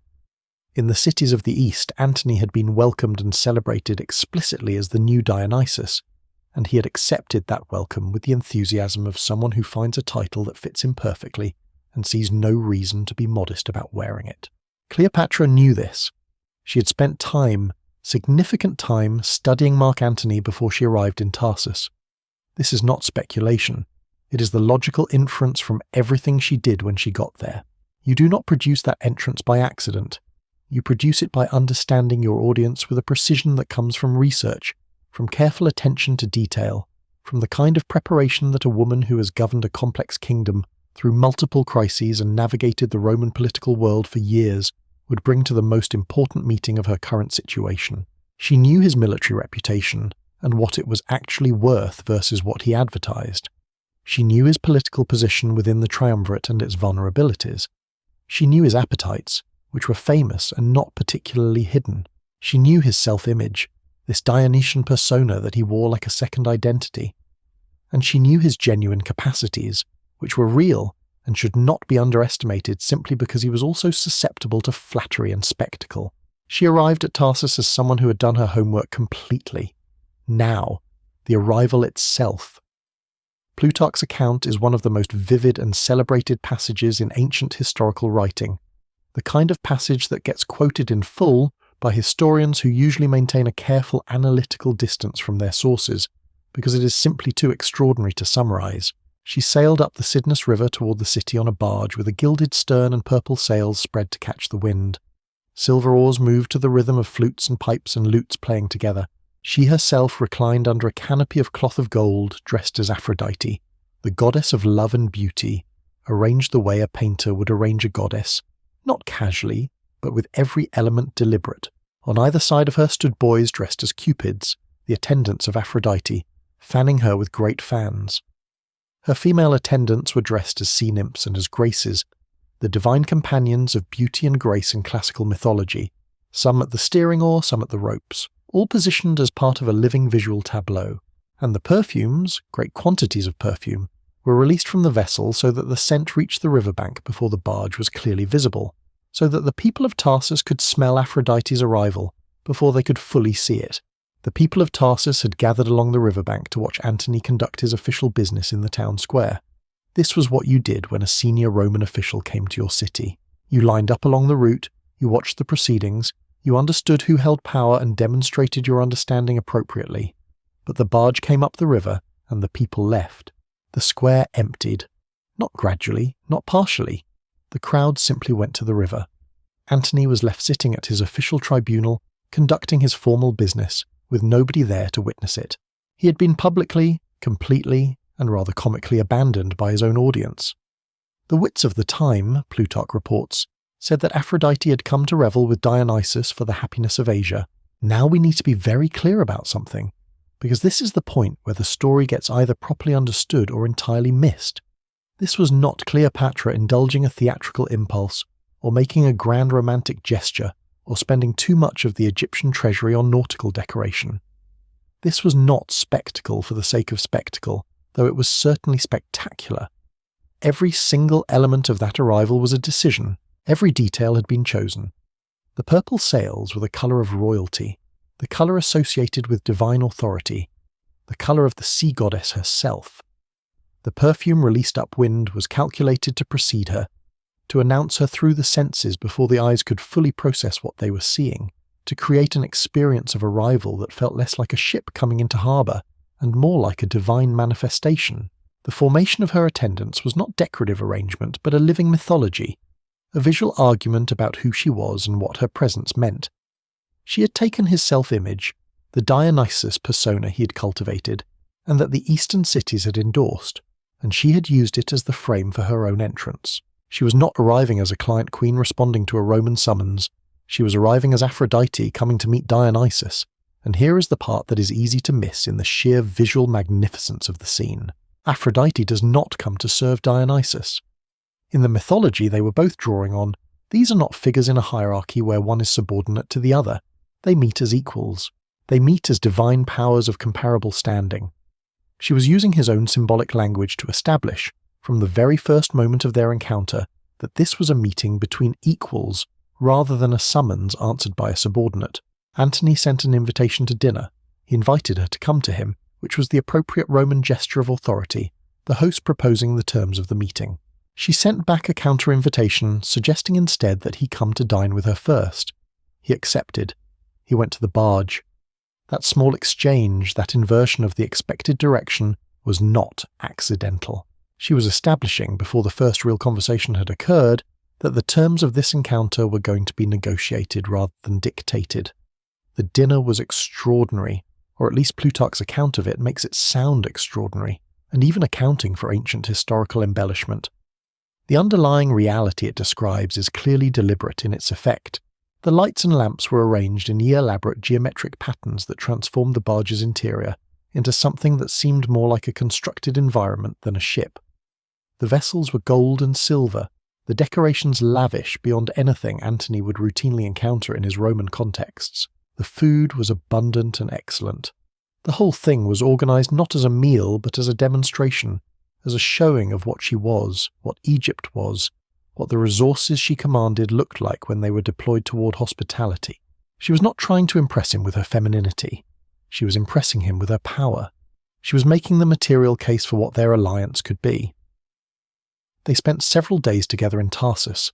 He dined with her, she dined with him, each occasion apparently surpassing the one before in scale and invention. Antony, who was not a man constitutionally inclined towards subtle, psychological analysis of his own responses, simply responded to her with the directness that defined him. He was captivated. That is the honest summary of what the ancient sources indicate. By the end of those days he was thoroughly, genuinely captivated. But captivated by what, precisely?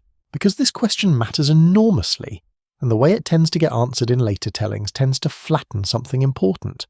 The Tarsus encounter has been told as a love story so many times, from Plutarch through Shakespeare through every film version of Cleopatra ever made, that the political substance of what was actually being negotiated in those days tends to evaporate in the retelling, and there was substantial political substance. This was not two people discovering each other and falling into something unplanned. This was two people with specific needs and specific things to offer, negotiating the terms of an alliance that both of them had very clear reasons to want. What Cleopatra needed from this encounter was not romance. It was survival. Caesar was dead. The protection that had defined her security for 4 years was gone. She was governing Egypt alone, which she was entirely capable of doing, but Egypt's ability to remain independent, to remain a functioning kingdom, rather than simply a Roman province, depended on having Roman support. The Eastern Mediterranean was now Antony's domain. He was the Roman who mattered for her world. She needed him invested in Egypt's stability and in her continued rule, invested deeply enough to be an active protection rather than a passive non-threat. And there were specific, immediate threats she needed help with. Arsinoe was still alive, living in the temple of Artemis at Ephesus, which was comfortable for a prisoner, but still left her as a living Ptolemaic princess, around whom anyone who wanted to challenge Cleopatra's authority could potentially organize. Arsinoe had already made one bid for the throne during the Alexandrian War. She was intelligent and she had demonstrated a willingness to act. Living rivals in Ptolemaic family tradition had a way of becoming active problems when circumstances shifted. Cleopatra needed that particular problem addressed. What she had to offer in return was something Antony needed with considerable urgency. Egypt's wealth was exactly the resource his eastern ambitions required. He had been nursing, as Caesar had before him, plans for a campaign against Parthia, the great Eastern Empire that had humiliated Rome at Carrhae by killing Crassus and destroying his army. Avenging Carrhae and extending Roman power eastward was both a matter of Roman pride and a genuine strategic ambition. Campaigns on that scale required money on a scale that Antony's resources alone could not easily provide. An Egyptian queen with a full treasury and the productive capacity of the Nile Valley behind her was, from a purely military planning perspective, exactly the right partner for a general with Eastern ambitions. What emerged from Tarsus was not reducible to either politics or romance. It was both, intertwined in ways that made each element more powerful because of the other. The political alliance had personal dimensions that made it more durable and more committed. The personal connection was conducted between people whose political significance to each other was never not present. Two extraordinary people, each operating at the outer limit of what their respective positions allowed, each with something the other genuinely needed, and each, by most accounts, genuinely enjoying the other's company in ways that went considerably beyond the transactional. Antony went with Cleopatra to Alexandria. He had responsibilities elsewhere, Roman business that was not going to manage itself, but he went to Alexandria first and he stayed for months. He was also, in relatively short order, prevailed upon to resolve the problem of Arsinoe. She was killed in the Temple of Artemis at Ephesus by Antony's agents, at what appears to have been Cleopatra's request. This is one of those details that complicates the romantic narrative considerably, and it should. The killing of her sister, in a temple where she'd been living under a kind of sanctuary, on Cleopatra's instigation, was not the act of a woman softened by love or distracted by personal happiness. It was the act of a ruler who understood that threats which are allowed to persist tend to become threats that are acted upon, and who had spent her entire life in a family where that lesson was written in blood. She was not sentimental about threats. She never had been. The Ptolemaic dynasty had produced rulers who understood, in the most visceral possible way, that survival required the elimination of alternatives. Arsinoe had proven herself willing to reach for the throne when the opportunity appeared. Cleopatra removed the possibility of that happening again. Antony facilitated the removal. The partnership was real, and it was not gentle, and both of those things were true simultaneously. The alliance that began at Tarsus would define the next decade of Mediterranean history, and would end, eventually, in ways that neither of them could have fully anticipated that autumn on the Cydnus River. But in those first days, when the purple sails were still catching the wind and the perfume was still drifting across the water, toward a town square that had just emptied itself to watch a goddess arrive, something began that was genuinely consequential. Not simply a love story, not simply a political arrangement, something that combined both into a third thing, larger than either, that would reshape the world they were both trying to govern. That was Tarsus, and it was only the beginning. The winter in Alexandria, love, politics, and the inimitable livers. Antony arrived in Alexandria in the winter of 41 before the Common Era, and by most accounts, he did not behave like a conquering Roman general graciously condescending to visit a client kingdom. He behaved like someone who was very happy to be exactly where he was. He put down his formal toga and picked up Greek dress.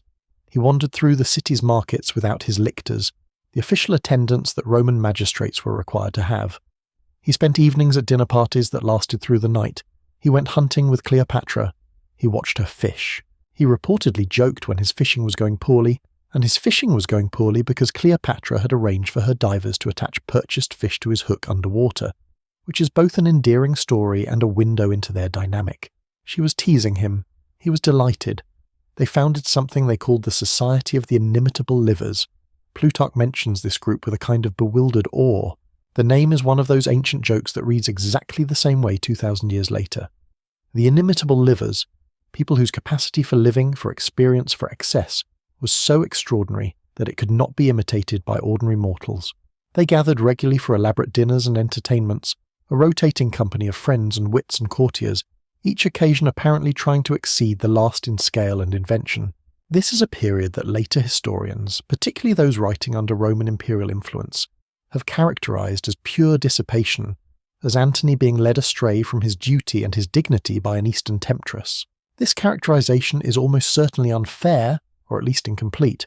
For one thing, Antony was not neglecting all his business. He dealt with administrative matters. He corresponded with Rome. He was not an entirely absent figure from Roman politics during this period. For another, the image of Alexandria as a place of mere pleasure ignores what Alexandria actually was. It was the second largest city in the Roman world, a centre of intellectual and commercial life, a place where the serious business of governing Egypt and managing the Eastern Mediterranean was conducted. What is true is that Antony was not in a hurry to leave. He stayed through the winter. He stayed into the spring. He eventually left in 40 before the Common Era, summoned back by the demands of Roman politics, specifically by the news that his brother Lucius and his wife Fulvia had launched a military action against Octavian in Italy. This was called the Prussian War, and it was not going well. Antony and Cleopatra parted. She was pregnant, carrying twins this time. He did not know about the pregnancy when he left, or at least the sources do not suggest he did.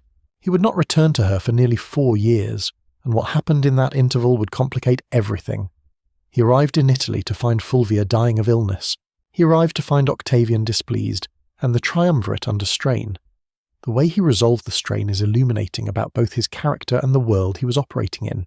He married Octavian's sister, Octavia. This was entirely political.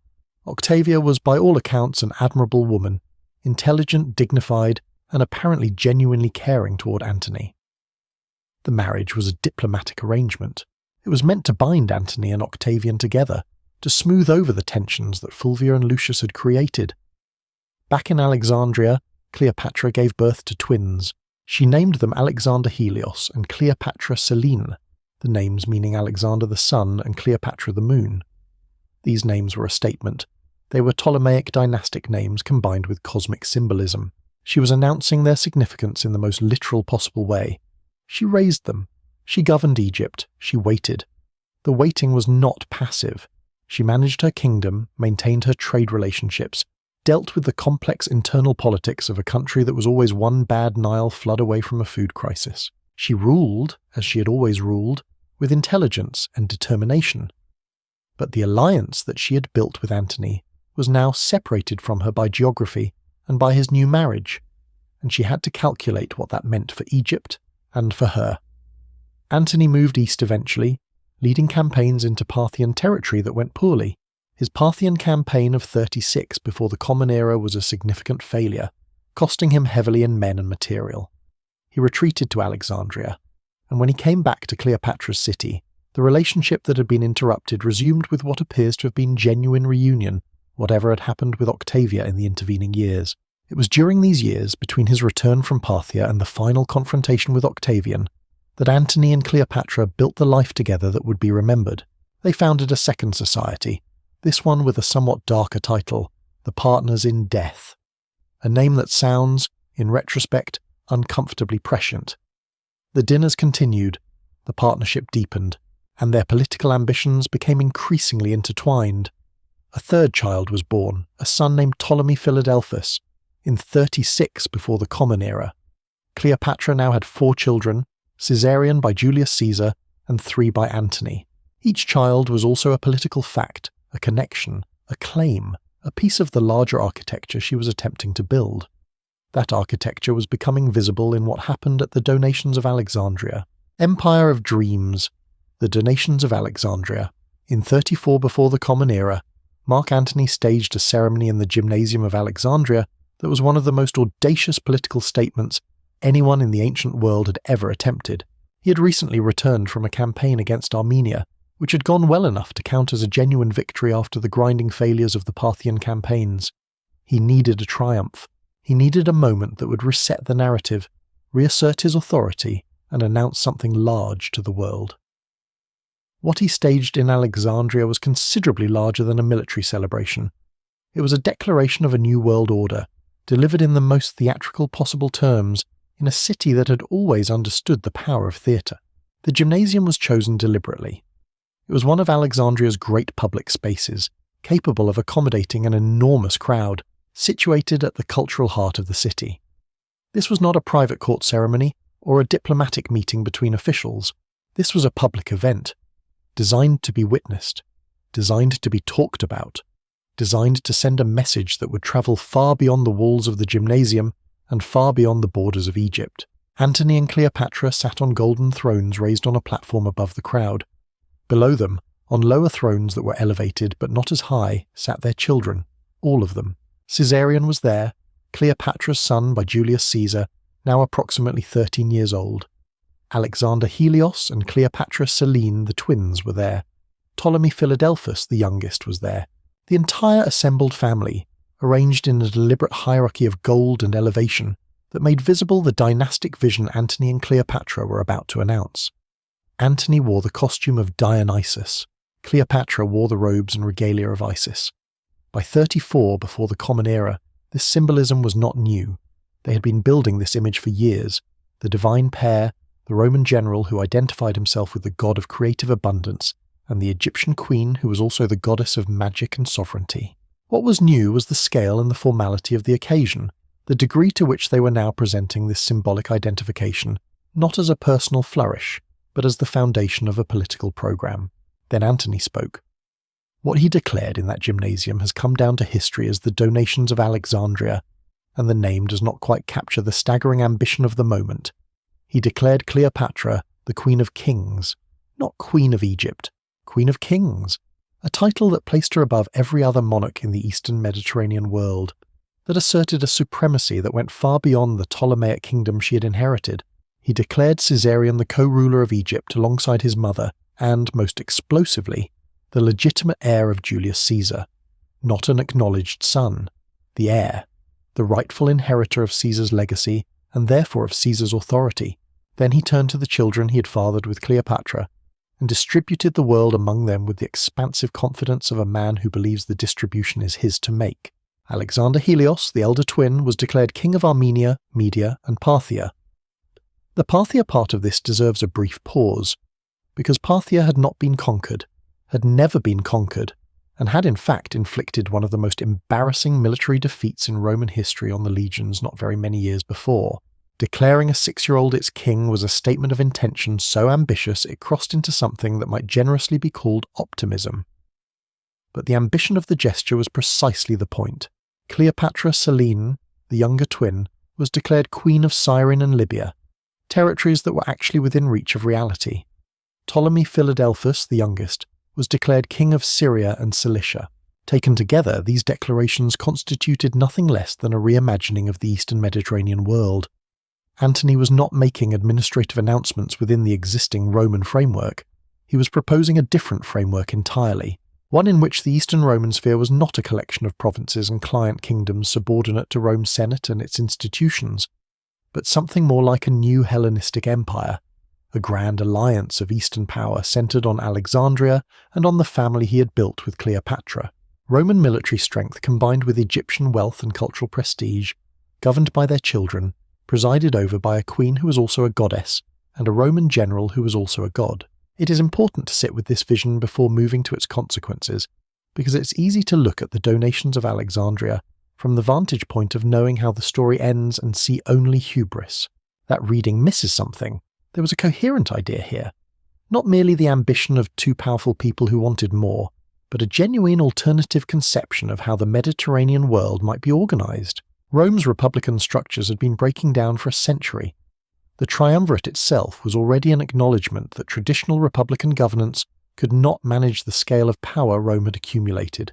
The Hellenistic kingdoms of the East had developed sophisticated models of divine monarchy that were culturally legible across enormous and diverse populations. Antony and Cleopatra were proposing a synthesis, something that took Roman military effectiveness and married it to the cultural depth and financial resources of the Hellenistic East, centered on the wealthiest and most ancient kingdom in the Mediterranean world. Cleopatra had been working towards something like this since she first met Julius Caesar in 48 before the Common Era. Her consistent instinct across all those years, through exile and restoration and war and alliance and the death of Caesar and the building of her partnership with Antony, was that Egypt's survival required it to be central rather than peripheral. A subordinate client kingdom paying tribute and providing grain, and hoping that its Roman patrons remained friendly, was always one political shift away from becoming simply a Roman province. She did not want to govern a province. She wanted to govern a kingdom with real authority, at the centre of the world rather than at its margin. The donations of Alexandria were the fullest public expression of that ambition she had ever managed to stage. Whether it was achievable, even in the most favourable possible circumstances, is a question that historians have turned over for 2,000 years without arriving at a definitive answer. The Hellenistic world had been contracting for a century, its kingdoms steadily absorbed into Roman power. The momentum of history was not running in the direction Antony and Cleopatra were attempting to redirect it. Their resources were enormous but finite. Octavian was patient and focused in ways that they were not always able to match. The vision was coherent, but it required winning, and winning was not guaranteed. What was guaranteed from the moment Antony finished speaking in the gymnasium was that Octavian would respond. And respond he did, with cold fury that he was very good at disguising as righteous principle. He had been watching the relationship between Antony and Cleopatra for years, had tolerated its personal dimensions because open confrontation with Antony before the moment was right would have been premature. He had maintained his formal alliance with Antony through the marriage to his sister Octavia. He had waited with the patience of someone who understood that time was working in his favour, but the donations of Alexandria were not something that could be tolerated or absorbed or managed through diplomatic patience, because they struck directly at the foundation of everything Octavian was and everything he claimed to be. The declaration that Caesarion was the legitimate heir of Julius Caesar was, for Octavian, not just politically inconvenient. It was existential. His entire claim to authority, his entire identity as a political figure, rested on being Caesar's son by adoption, Caesar's chosen heir, the continuation of Caesar's legacy. If there was a biological son, a son of Caesar's blood rather than his legal arrangement, then Octavian's position was challenged at its deepest root. He was constitutionally, psychologically, and politically incapable of accepting that challenge without responding to it with everything he had. The man who could wait patiently for years when patience served him was also a man who could strike with complete ruthlessness when the moment required it. The donations of Alexandria had made the moment require it. War was now not a possibility to be managed, but an outcome to be prepared for. Both sides understood this, though they may not have said it in those terms immediately. The ceremony in the gymnasium had drawn a line that could not be undrawn. Antony and Cleopatra had announced their vision of the world. Octavian would announce his response in the only language that would now be adequate. The Empire of Dreams had been declared. The battle for whether it would ever exist in reality was about to begin. The propaganda war Octavian's response to the donations of Alexandria was not immediate military action. It was something arguably more damaging. It was a propaganda campaign of extraordinary effectiveness that ran for years and helped shape how Antony and Cleopatra were perceived in Rome and how they have been perceived in the 2,000 years since. Octavian was, among his many other political skills, a masterful communicator. He understood in a way that foreshadows modern political operations that the story you tell about your opponent is as important as anything that happens on a battlefield. He had been laying the groundwork for Antony's destruction in Roman public opinion for years before the formal break. The central narrative Octavian constructed was simple and powerful. Mark Antony, a Roman, had been corrupted. He had gone east, and he had come under the influence of a foreign queen. He had abandoned Roman values, Roman customs, Roman propriety, Roman loyalty. He was no longer acting as a Roman should act. He was acting like an Eastern monarch, surrounded by luxury and incense and divine pretensions. He had given Roman territory away to a foreign queen and her illegitimate children. He had dishonoured Octavia, his Roman wife, by abandoning her for an Egyptian temptress. He was not his own man. He was Cleopatra's creature. Every element of this narrative was selected for maximum impact. The Romans had deep anxieties about the East, about its wealth and its perceived luxury and its cultural influence. They admired it and distrusted it simultaneously. The idea of a Roman being corrupted by Eastern excess played into genuine cultural fears. The contrast between the virtuous Roman wife, Octavia, and the foreign queen who had stolen her husband from his proper place was designed to activate Roman domestic values. The suggestion that Antony was being controlled by a woman, a foreign woman at that, was calculated to raise every Roman anxiety about proper masculine authority. Octavian commissioned poetry and oratory that repeated these themes. He read aloud in the Senate documents that were said to be from Antony's will, which Octavian had somehow obtained or claimed to have obtained. The will reportedly asked that he be buried in Alexandria with Cleopatra rather than in Rome. Whether the will was genuine, forged, or selectively quoted, we cannot know. The public reading of it in Rome, whether accurate or not, was devastating to Antony's reputation. Antony wrote back. He sent letters and proclamations defending himself and attacking Octavian. His counter-messaging was less polished, less focused, less consistent. Antony's strength was never subtle political manipulation. He was direct where Octavian was indirect, open where Octavian was opaque. This asymmetry worked in Octavian's favour. Antony also made the decision, in 32 before the Common Era, to formally divorce Octavia. He sent her home from Athens, where she had been living and managing his Italian affairs with characteristic dignity. This was a mistake of the First Order. Not the divorce itself necessarily, but the timing and the manner. It gave Octavian everything he needed. His sister, whom everyone agreed was admirable and blameless, had been dismissed. The contrast was now perfect. Cleopatra had wanted the divorce. She had pushed for it, or so the ancient sources suggest. Whether she explicitly asked for it, or whether it was simply a logical consequence of their relationship reaching a point where the ambiguity needed to be resolved, the effect was the same. Antony chose Cleopatra over Octavia in the most public possible way. In Rome, this was received as it was intended to be received by Octavian's propaganda machine. The Senate revoked Antony's triumviral powers. Technically, the triumvirate had already lapsed, but the formal political break was significant. Then Octavian did something interesting. He did not declare war on Antony directly. Declaring war on a Roman citizen and former colleague would look like a civil war. Octavian had been carefully managing the narrative that this was not a civil war, so instead he declared war on Cleopatra. He declared war on the Queen of Egypt. It was formally a foreign war, a war against an Eastern power that had corrupted a Roman citizen and threatened Roman interests. Antony, in this framing, was not an enemy of Rome. He was a victim of Egypt. This was brilliant, cynical, and entirely dishonest, and it worked. War was coming. Everyone knew it. The only question was where and how it would be decided. Actium, the battle that decided the world. The build-up to Actium was not a rapid or surprising escalation. Both sides had been preparing for conflict since the formal break in 32 before the Common Era. Antony and Cleopatra gathered their forces in the eastern Mediterranean, assembling what was by any measure an enormous military establishment. Their combined forces included somewhere in the range of 500 ships and approximately 100,000 ground troops. Cleopatra brought substantial Egyptian resources and her personal presence. She was with Antony throughout the preparation, which created its own tensions. Some of Antony's Roman officers were deeply uncomfortable with Cleopatra's presence and authority in the military planning. A man named Domitius Ahenobarbus, one of Antony's senior commanders, reportedly never called her anything other than Cleopatra, refusing to use the royal title Queen, which was a small but pointed statement of his position. Cneidius Petronius, another officer, apparently advocated having Cleopatra sent back to Egypt and out of the military picture, arguing that her presence damaged morale among the Roman soldiers and gave Octavian's propaganda additional material. Cleopatra did not leave. She was not going to leave. She was not a bystander to this conflict. She was a principal. The resources she had brought were Egyptian resources. The stakes, if Octavian won, were existential for her kingdom. She was there because this was her war as much as it was Antony's, and she was not going to be managed out of it. Octavian moved with his forces under his general Agrippa, who was arguably the finest naval commander of the age.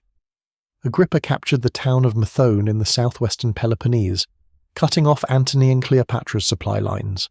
Their forces, gathered on the western coast of Greece, began to suffer from the difficulties of being in one place with a large army and a large fleet, while disease spread through the camp and supplies dwindled. The location they had established themselves at was on the western Greek coast near the promontory of Actium, at the mouth of the Ambracian Gulf. It was a good naval harbour, but increasingly a trap as Agrippa's fleet controlled the sea lanes. The question was what to do. They held councils. There were disagreements. The position was deteriorating. The decision they made, or more accurately, the decision that emerged from their discussions in early September of 31 before the Common Era, was to fight their way out by sea. The plan, as best as historians can reconstruct it, was to break through Agrippa's naval lines with their main fleet, escape into the open sea, and sail south toward Egypt. This was not a plan designed to win a decisive engagement. It was a plan designed to preserve their forces and regroup. On the 2nd of September, 31 before the Common Era, the Battle of Actium was fought. The ancient sources describe it at some length and with some drama, but the precise details of what happened in the battle are actually somewhat murky because the ancient sources disagree with each other in significant ways, and because the outcome was so complete that the victors had enormous incentive to shape the narrative. What appears to have happened is something like this. The two fleets engaged in the waters off Actium. The fighting was fierce. Antony's larger ships were heavier and more powerful in direct confrontation, but less manoeuvrable than Agrippa's fleet. The battle was not immediately going entirely one way. Then Cleopatra's squadron of perhaps 60 ships broke through the battle line and headed south. Antony, on his flagship, followed. He transferred to a smaller ship to pursue her. His fleet, its command gone, continued to fight for a time and then largely surrendered. This sequence of events has been interpreted in radically different ways. The ancient sources favourable to Octavian describe Cleopatra's departure as flight, as cowardice, as the behaviour of a woman who abandoned the battle. Antony's pursuit of her is described as a man so enthralled to a woman that he abandoned his own fleet and his own men to follow her. The alternative interpretation, which has considerably more historical support, is that the departure was planned. The intention was always to preserve the Egyptian fleet and break through to open water. Antony followed because following was the plan, not because he was chasing Cleopatra in some romantic frenzy of the battlefield. The plan failed to save enough of their combined strength to remain viable, but it was a plan, not a panic. What is undeniable is the outcome. Antony and Cleopatra's land forces, left behind without the fleet and without clear command, eventually surrendered. Agrippa won control of the sea. Octavian, whose own contribution to the battle was by most accounts fairly modest, received the credit. The Battle of Actium was decisive not necessarily because of what happened in the water on that particular day, but because of what came after. There was no recovery. There was no successful regrouping. The forces they had left were gone, and Octavian's path to Egypt was open. They sailed back to Alexandria, and in Alexandria, the final chapter would be written. The last queen, Egypt's final days. Antony and Cleopatra arrived back in Alexandria in the late summer of 31 before the Common Era, and the city received them in a manner that suggested the mood was not universally celebratory, which, given that they had just lost a battle that decided the future of the Mediterranean world, is understandable. What followed is a period of several months during which both of them attempted, separately and together, to find a way out of a situation that was deteriorating rapidly. Octavian was approaching from multiple directions. He sent ahead diplomatic messages. He communicated with Cleopatra through intermediaries, offering terms or the suggestion of terms that were sufficiently vague to give her hope without constituting actual promises. Cleopatra responded to these communications with intelligence and calculation, which is to say she both tried to negotiate with Octavian and simultaneously prepared for the possibility that negotiation would fail. She was gathering her treasury, or parts of it, into a mausoleum she had built for herself, and was apparently planning to use as a refuge and, if necessary, as a threat. The threat was implicit but clear. If Octavian tried to take her captive, he might find that she and her treasury had gone up in flames together, depriving him of the Egyptian wealth that was a significant part of why Egypt mattered. Antony went through what the ancient sources describe as a period of profound despondency, and then a period of renewed defiant energy, and then back again. He sent his son by Fulvia and Tillus to Octavian as a peace envoy. Octavian sent him back. He sent Cleopatra's ambassador Euphronius. Octavian's responses were non-committal in ways that maintained the negotiation without closing it. What Octavian was doing almost certainly was managing time. He was letting the situation develop toward the inevitable conclusion without requiring his forces to fight harder than necessary. His strength was increasing. Theirs was decreasing. Every day that passed, more of their former allies made arrangements with the winning side. Some of those arrangements were significant. Herod the Great of Judea, who had been allied with Antony and Cleopatra, made his own separate peace with Octavian. Others followed. The kingdom was not entirely collapsing, but the support structure was being steadily dismantled. There was one final military effort. Antony led his remaining forces out to meet Octavian's approaching army, and had, briefly, some success in a skirmish. He came back to Alexandria and Cleopatra reportedly welcomed him on the steps of the palace. For a moment, they were celebrating again, the way they had celebrated so many times before, the way the inimitable livers and the partners in death had celebrated everything from military victories to a good night's fishing. Then the fleet, what remained of their fleet, went over to Octavian, and the cavalry followed. The soldiers who had been with Antony for years, who had marched with him across the east, who had been through everything with him, looked at the situation and made the calculation that all soldiers eventually make when the mathematics of a campaign have decisively shifted. Antony, receiving the news that his forces had defected, was told, apparently by someone who was either lying or dramatically misreading Cleopatra's intentions, that Cleopatra was dead. She had sent a message to the mausoleum from where she had locked herself in, and the message had been either incorrectly delivered, or was a fiction intended to reach Octavian and persuade him that dealing with her was still possible. Antony heard that Cleopatra was dead. He decided to die as well. He asked his servant Eros to kill him. Eros killed himself instead rather than carry out the act, which was an act of devoted loyalty that apparently moved Antony considerably. He then tried to fall on his own sword. He did not die immediately. He was badly wounded and lingering when word came that Cleopatra was not dead. She was in the mausoleum. She was alive. He was carried to the mausoleum. She could not or would not open the doors, fearing that Octavian's soldiers would force their way in if she did. He was hauled up by ropes and pulleys through a window. There, in the upper chamber of her tomb while she was still alive, Antony died. He died in Egypt, in Alexandria, in the building she had made for their eventual burial, her arms around him. Cleopatra was captured. Octavian's men moved quickly enough that she was taken before she could do whatever she had been planning with the treasury and the fire. She was brought before Octavian, and they spoke. What passed between them is reported in the ancient sources with varying degrees of detail and reliability. She appealed to him. She showed him some account of her finances. Octavian handled the encounter with careful control, not committing to any definitive statement of what her fate would be. He was keeping her alive for a specific purpose. He intended to take her to Rome, to parade her through the streets as the centerpiece of his triumph, the way that Julius Caesar had paraded Arsinoe years before. The Egyptian queen, defeated, displayed. It was the ultimate statement of Roman dominance over the Ptolemaic East. Cleopatra understood what he intended. She understood it better than he apparently realized. She had not become the last queen of Egypt by being slow to understand the game she was in. The death of Cleopatra, history's most debated exit. She was 39 years old. She had been queen, in one form or another, for approximately 22 years. She had survived exile and civil war, and the murder of her siblings, and the death of her most powerful allies and the military defeat of everything she had built. She had governed Egypt, borne 4 children, made herself the centre of the Mediterranean world's political drama, and faced every reversal with the kind of sustained intelligence and will that makes most of us, sitting comfortably in the present, feel quietly inadequate. And now she was Octavian's prisoner in her own palace, watched by his guards, and she understood with complete clarity what being taken to Rome would mean. It would mean being paraded as Arsinoe had been paraded, but worse, because she was not a young girl who had made a brief bid for power during a war. She was the Queen of Egypt, the woman who had been Caesar's companion and Antony's partner, the woman who had attended the donations of Alexandria on a golden throne declaring herself Queen of Kings. The humiliation Octavian had planned for her would be total, and after the triumph, what?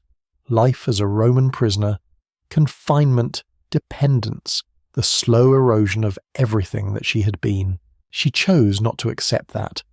The manner of her death is one of history's great mysteries, wrapped in legend and literary embellishment to the point where the actual event is genuinely unclear.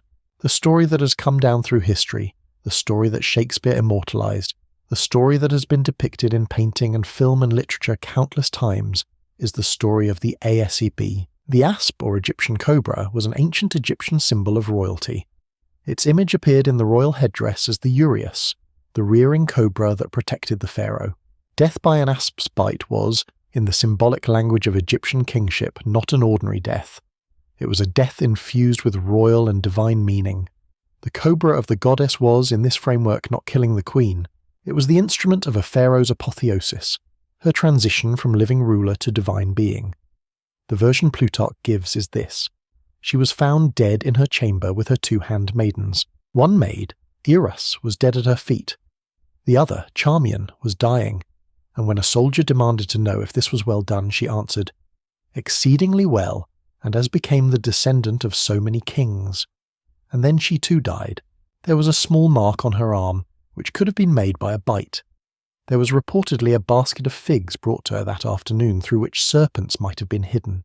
Octavian, frustrated that she had escaped his triumph, apparently sent to consult with men known as Silly who had expertise with snake venom, in some hope that the death might be reversed. This is clearly not realistic medically, but it suggests that a snake bite was the official explanation. Historians have debated this for 2,000 years and show no signs of reaching consensus. The problems with the snake theory are practical.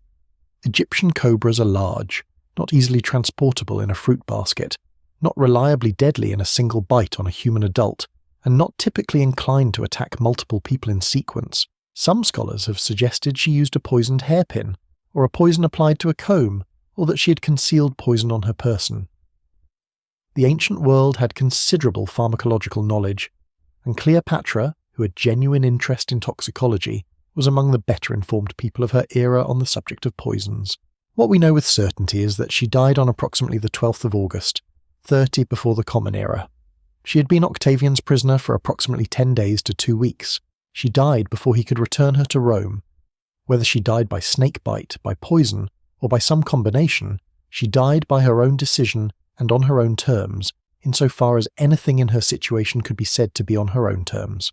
Octavian, according to the ancient sources, was furious and also, in some accounts, genuinely impressed. He had prepared her death as a spectacle, and she had taken the role away from him. He honoured her request, apparently, that she be buried with Antony, and they were buried together in the mausoleum she had built. The tomb's location was later lost and has never been definitively rediscovered, though archaeological searches continue. There is something that is almost unbearably poignant about that detail. 2,000 years of history, of drama and ambition and love and warfare and the fate of empires, and nobody knows exactly where they are. Caesarion, her son by Julius Caesar, was hunted down and killed on Octavian's orders. He was 17 years old. Octavian was not sentimental about potential rival claims, and a young man named Ptolemy Caesar, biological son of Julius Caesar, was the most dangerous kind of rival claim imaginable. The two sons of Antony who were present in Egypt were also killed.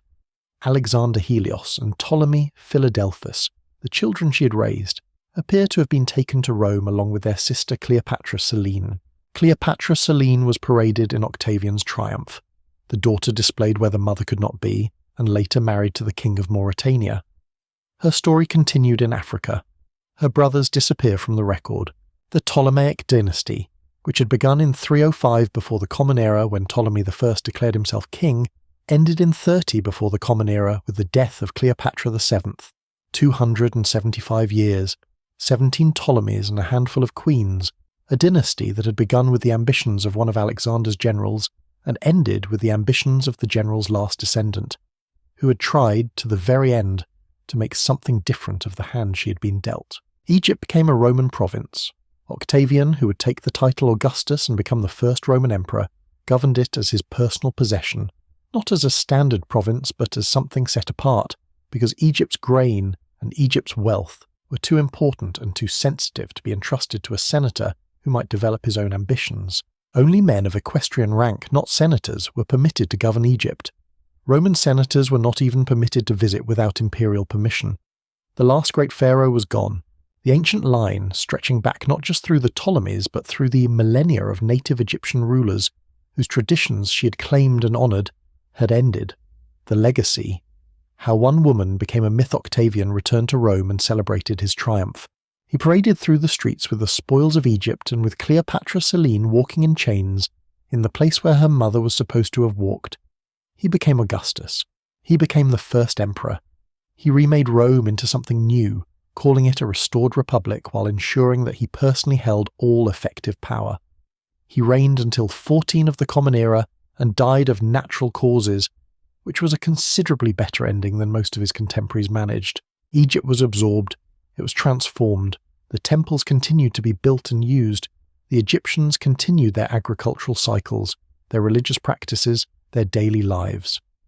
Life in Egypt under Roman rule was in many respects continuous with life under Ptolemaic rule, the change in governors being less immediately relevant to a farmer in Upper Egypt than the level of the annual Nile flood. But something had changed that could not be changed back. The Ptolemaic dynasty was gone, the independent kingdom was gone. In Rome, the official memory of Cleopatra was shaped by Octavian's propaganda and by the literary culture that had been formed partly by that propaganda. The poets of the Augustan age, Horace, Virgil and others, wrote about her in terms that reflected the Roman official view. She was the enemy defeated, the dangerous eastern threat neutralized, the corrupting influence on Antony, who had been rescued from it by Octavian's righteous victory. Horace in his odes celebrated her defeat while also, interestingly, acknowledging her courage in choosing death over captivity. Even in condemnation, the ancient sources could not quite strip her of her dignity. The portrait that emerged in the ancient record is complicated precisely because she was too significant to be entirely flattened into a villain. The ancient biographer Plutarch, writing in the 1st and 2nd centuries of the Common Era, was the source of much of what we know about her, and his account, while sometimes shaped by Roman cultural assumptions, also preserves details that work against simple condemnation.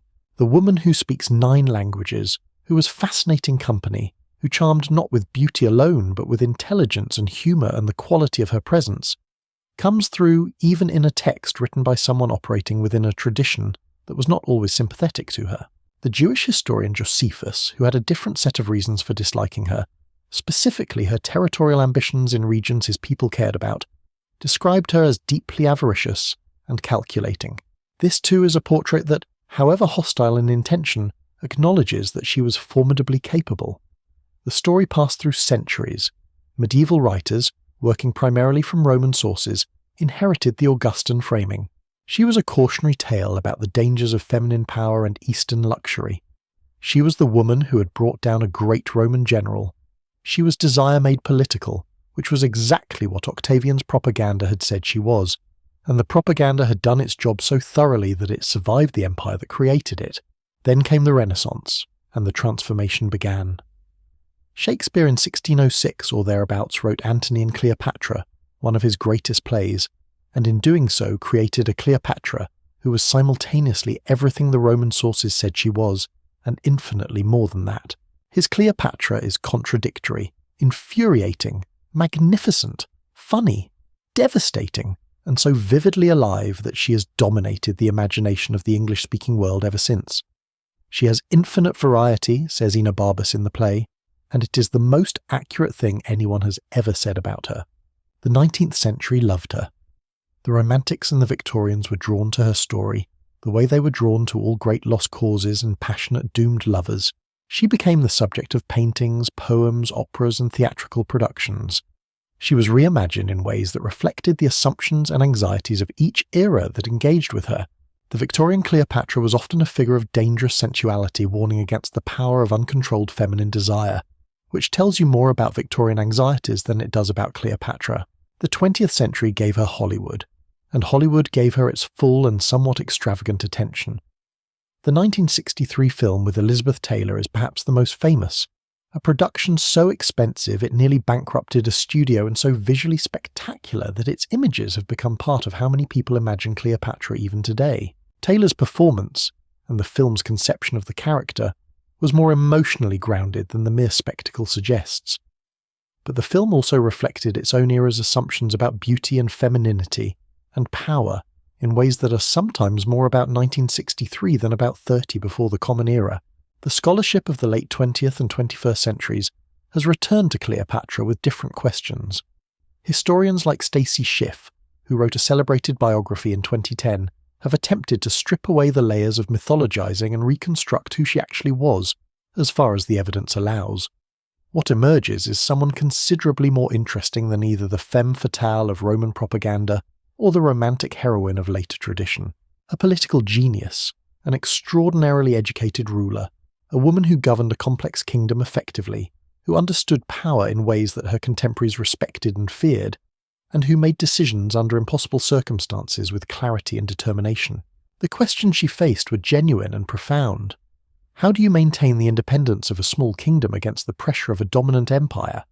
How do you build alliances with the powerful without becoming their instrument? How do you rule across cultural and linguistic divides? How do you sustain something ancient and valuable against the pressure of forces that do not value it? These are not purely ancient questions. They echo in ways that different times and different people find relevant to their own situations. What is remarkable about Cleopatra's actual record is how long she sustained it.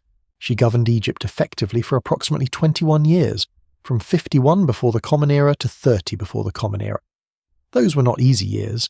They were years of Roman civil wars, of shifting alliances, of constant threat from multiple directions. She kept her kingdom together, kept its economy functioning, maintained its religious traditions, and pursued her vision of Egypt as a central player in the Mediterranean world, rather than a subordinate client state. She did this while also raising 4 children, forming and sustaining 2 of the most politically consequential partnerships in the ancient world, and managing a court that was never entirely safe. She failed in the end. But the scale of what she attempted, the length of time she sustained it, and the manner in which she finally chose to end it say something about her that outlasts the failure itself. The asp, real or legend, has become one of the most powerful images in Western culture. The last queen of Egypt, choosing death over captivity, refusing to be defined by her conqueror's story, going out on her own terms. Whether the snake was there or not, whether it was a hairpin or a hidden vial or the bite of an actual cobra, what the image captures is something true about her. She was not going to let Octavian finish her story. She wrote the last line herself. Egypt mourned her, or at least the Egypt that still remembered the old traditions mourned her. The Egyptian priestly establishment had found in her the most engaged and respectful monarch they had experienced in the Ptolemaic dynasty. She spoke their language. She wore their regalia. She had participated in their ceremonies. She was for them Pharaoh in a way that her predecessors, for all their temple building, had never quite achieved. Her death and the absorption of Egypt into Rome was, for those traditions, a profound loss. The temples she was associated with continued to be used. At Dendera, the magnificent temple of Hathor, there is a carving on the rear outer wall that shows Cleopatra in pharaonic regalia with Caesarion before her. This is one of the few surviving physical depictions of her that was made during or close to her lifetime, in the context that she herself understood and controlled. She is shown not as a seductive Mediterranean queen of Roman imagination, but as a pharaoh, performing her ritual function before the gods, standing tall, the double crown of Egypt on her head. The children she left behind lived fragmented lives. Caesarion was killed. The boys, Alexander Helios and Ptolemy Philadelphus, disappeared from the record, almost certainly killed as potential rivals. Cleopatra Selene was paraded in Octavian's triumph, and then, in a gesture that was either mercy or political calculation or both, was married to Juba II, the scholarly king of Mauritania in North Africa. She carried her Ptolemaic heritage into a new kingdom, named her son Ptolemy Philadelphus after her little brother, and ruled as queen in Caesarea Mauritaniae, modern Churchill in Algeria. Her descendants may have continued for generations. She was the last Ptolemaic heir to leave a traceable line.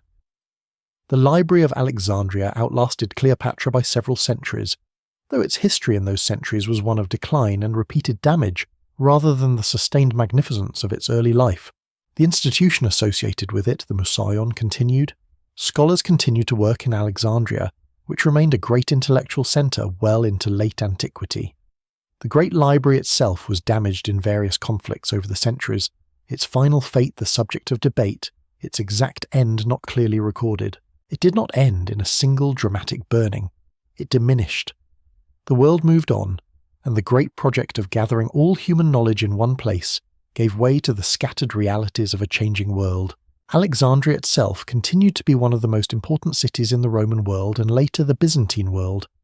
It was the centre of early Christian theology, the city of Origen and Clement, the city where the Septuagint, the Greek translation of the Hebrew Bible, had been produced. It remained a city of argument and learning. The Alexandria that Cleopatra had known gradually changed in character. overlaid with new cultures, new faiths, new priorities. The Ptolemaic dynasty was gone. The independent kingdom of Egypt was gone. But the questions that Cleopatra's life raised about power and gender and cultural identity, and the cost of political partnership and what it means to fight for something you know you may not save, those questions stayed. She became a symbol before the soil above her tomb had settled, and she has remained one. Not always the same symbol, not always a symbol that accurately reflects who she was. The Romans made her a warning, the Renaissance made her a tragedy, the Victorians made her a temptress, Hollywood made her a spectacle. The modern historians are making her more accurately a genius. She would probably have something pointed to say about all of these versions. We imagine her saying it in 9 languages. There is a quality to her story that keeps pulling people back to it across centuries, and I think it has to do with the nature of the story itself. It is a story about someone who was extraordinarily capable, who prepared herself as thoroughly as any person could, who understood her world with unusual clarity, and who nonetheless found herself fighting against forces too large and too numerous to overcome. She sustained that fight for longer than anyone had a right to expect.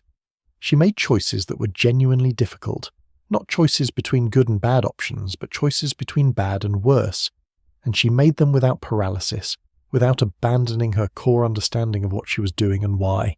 She wanted Egypt to survive as something more than a Roman grain province. She wanted her dynasty to continue.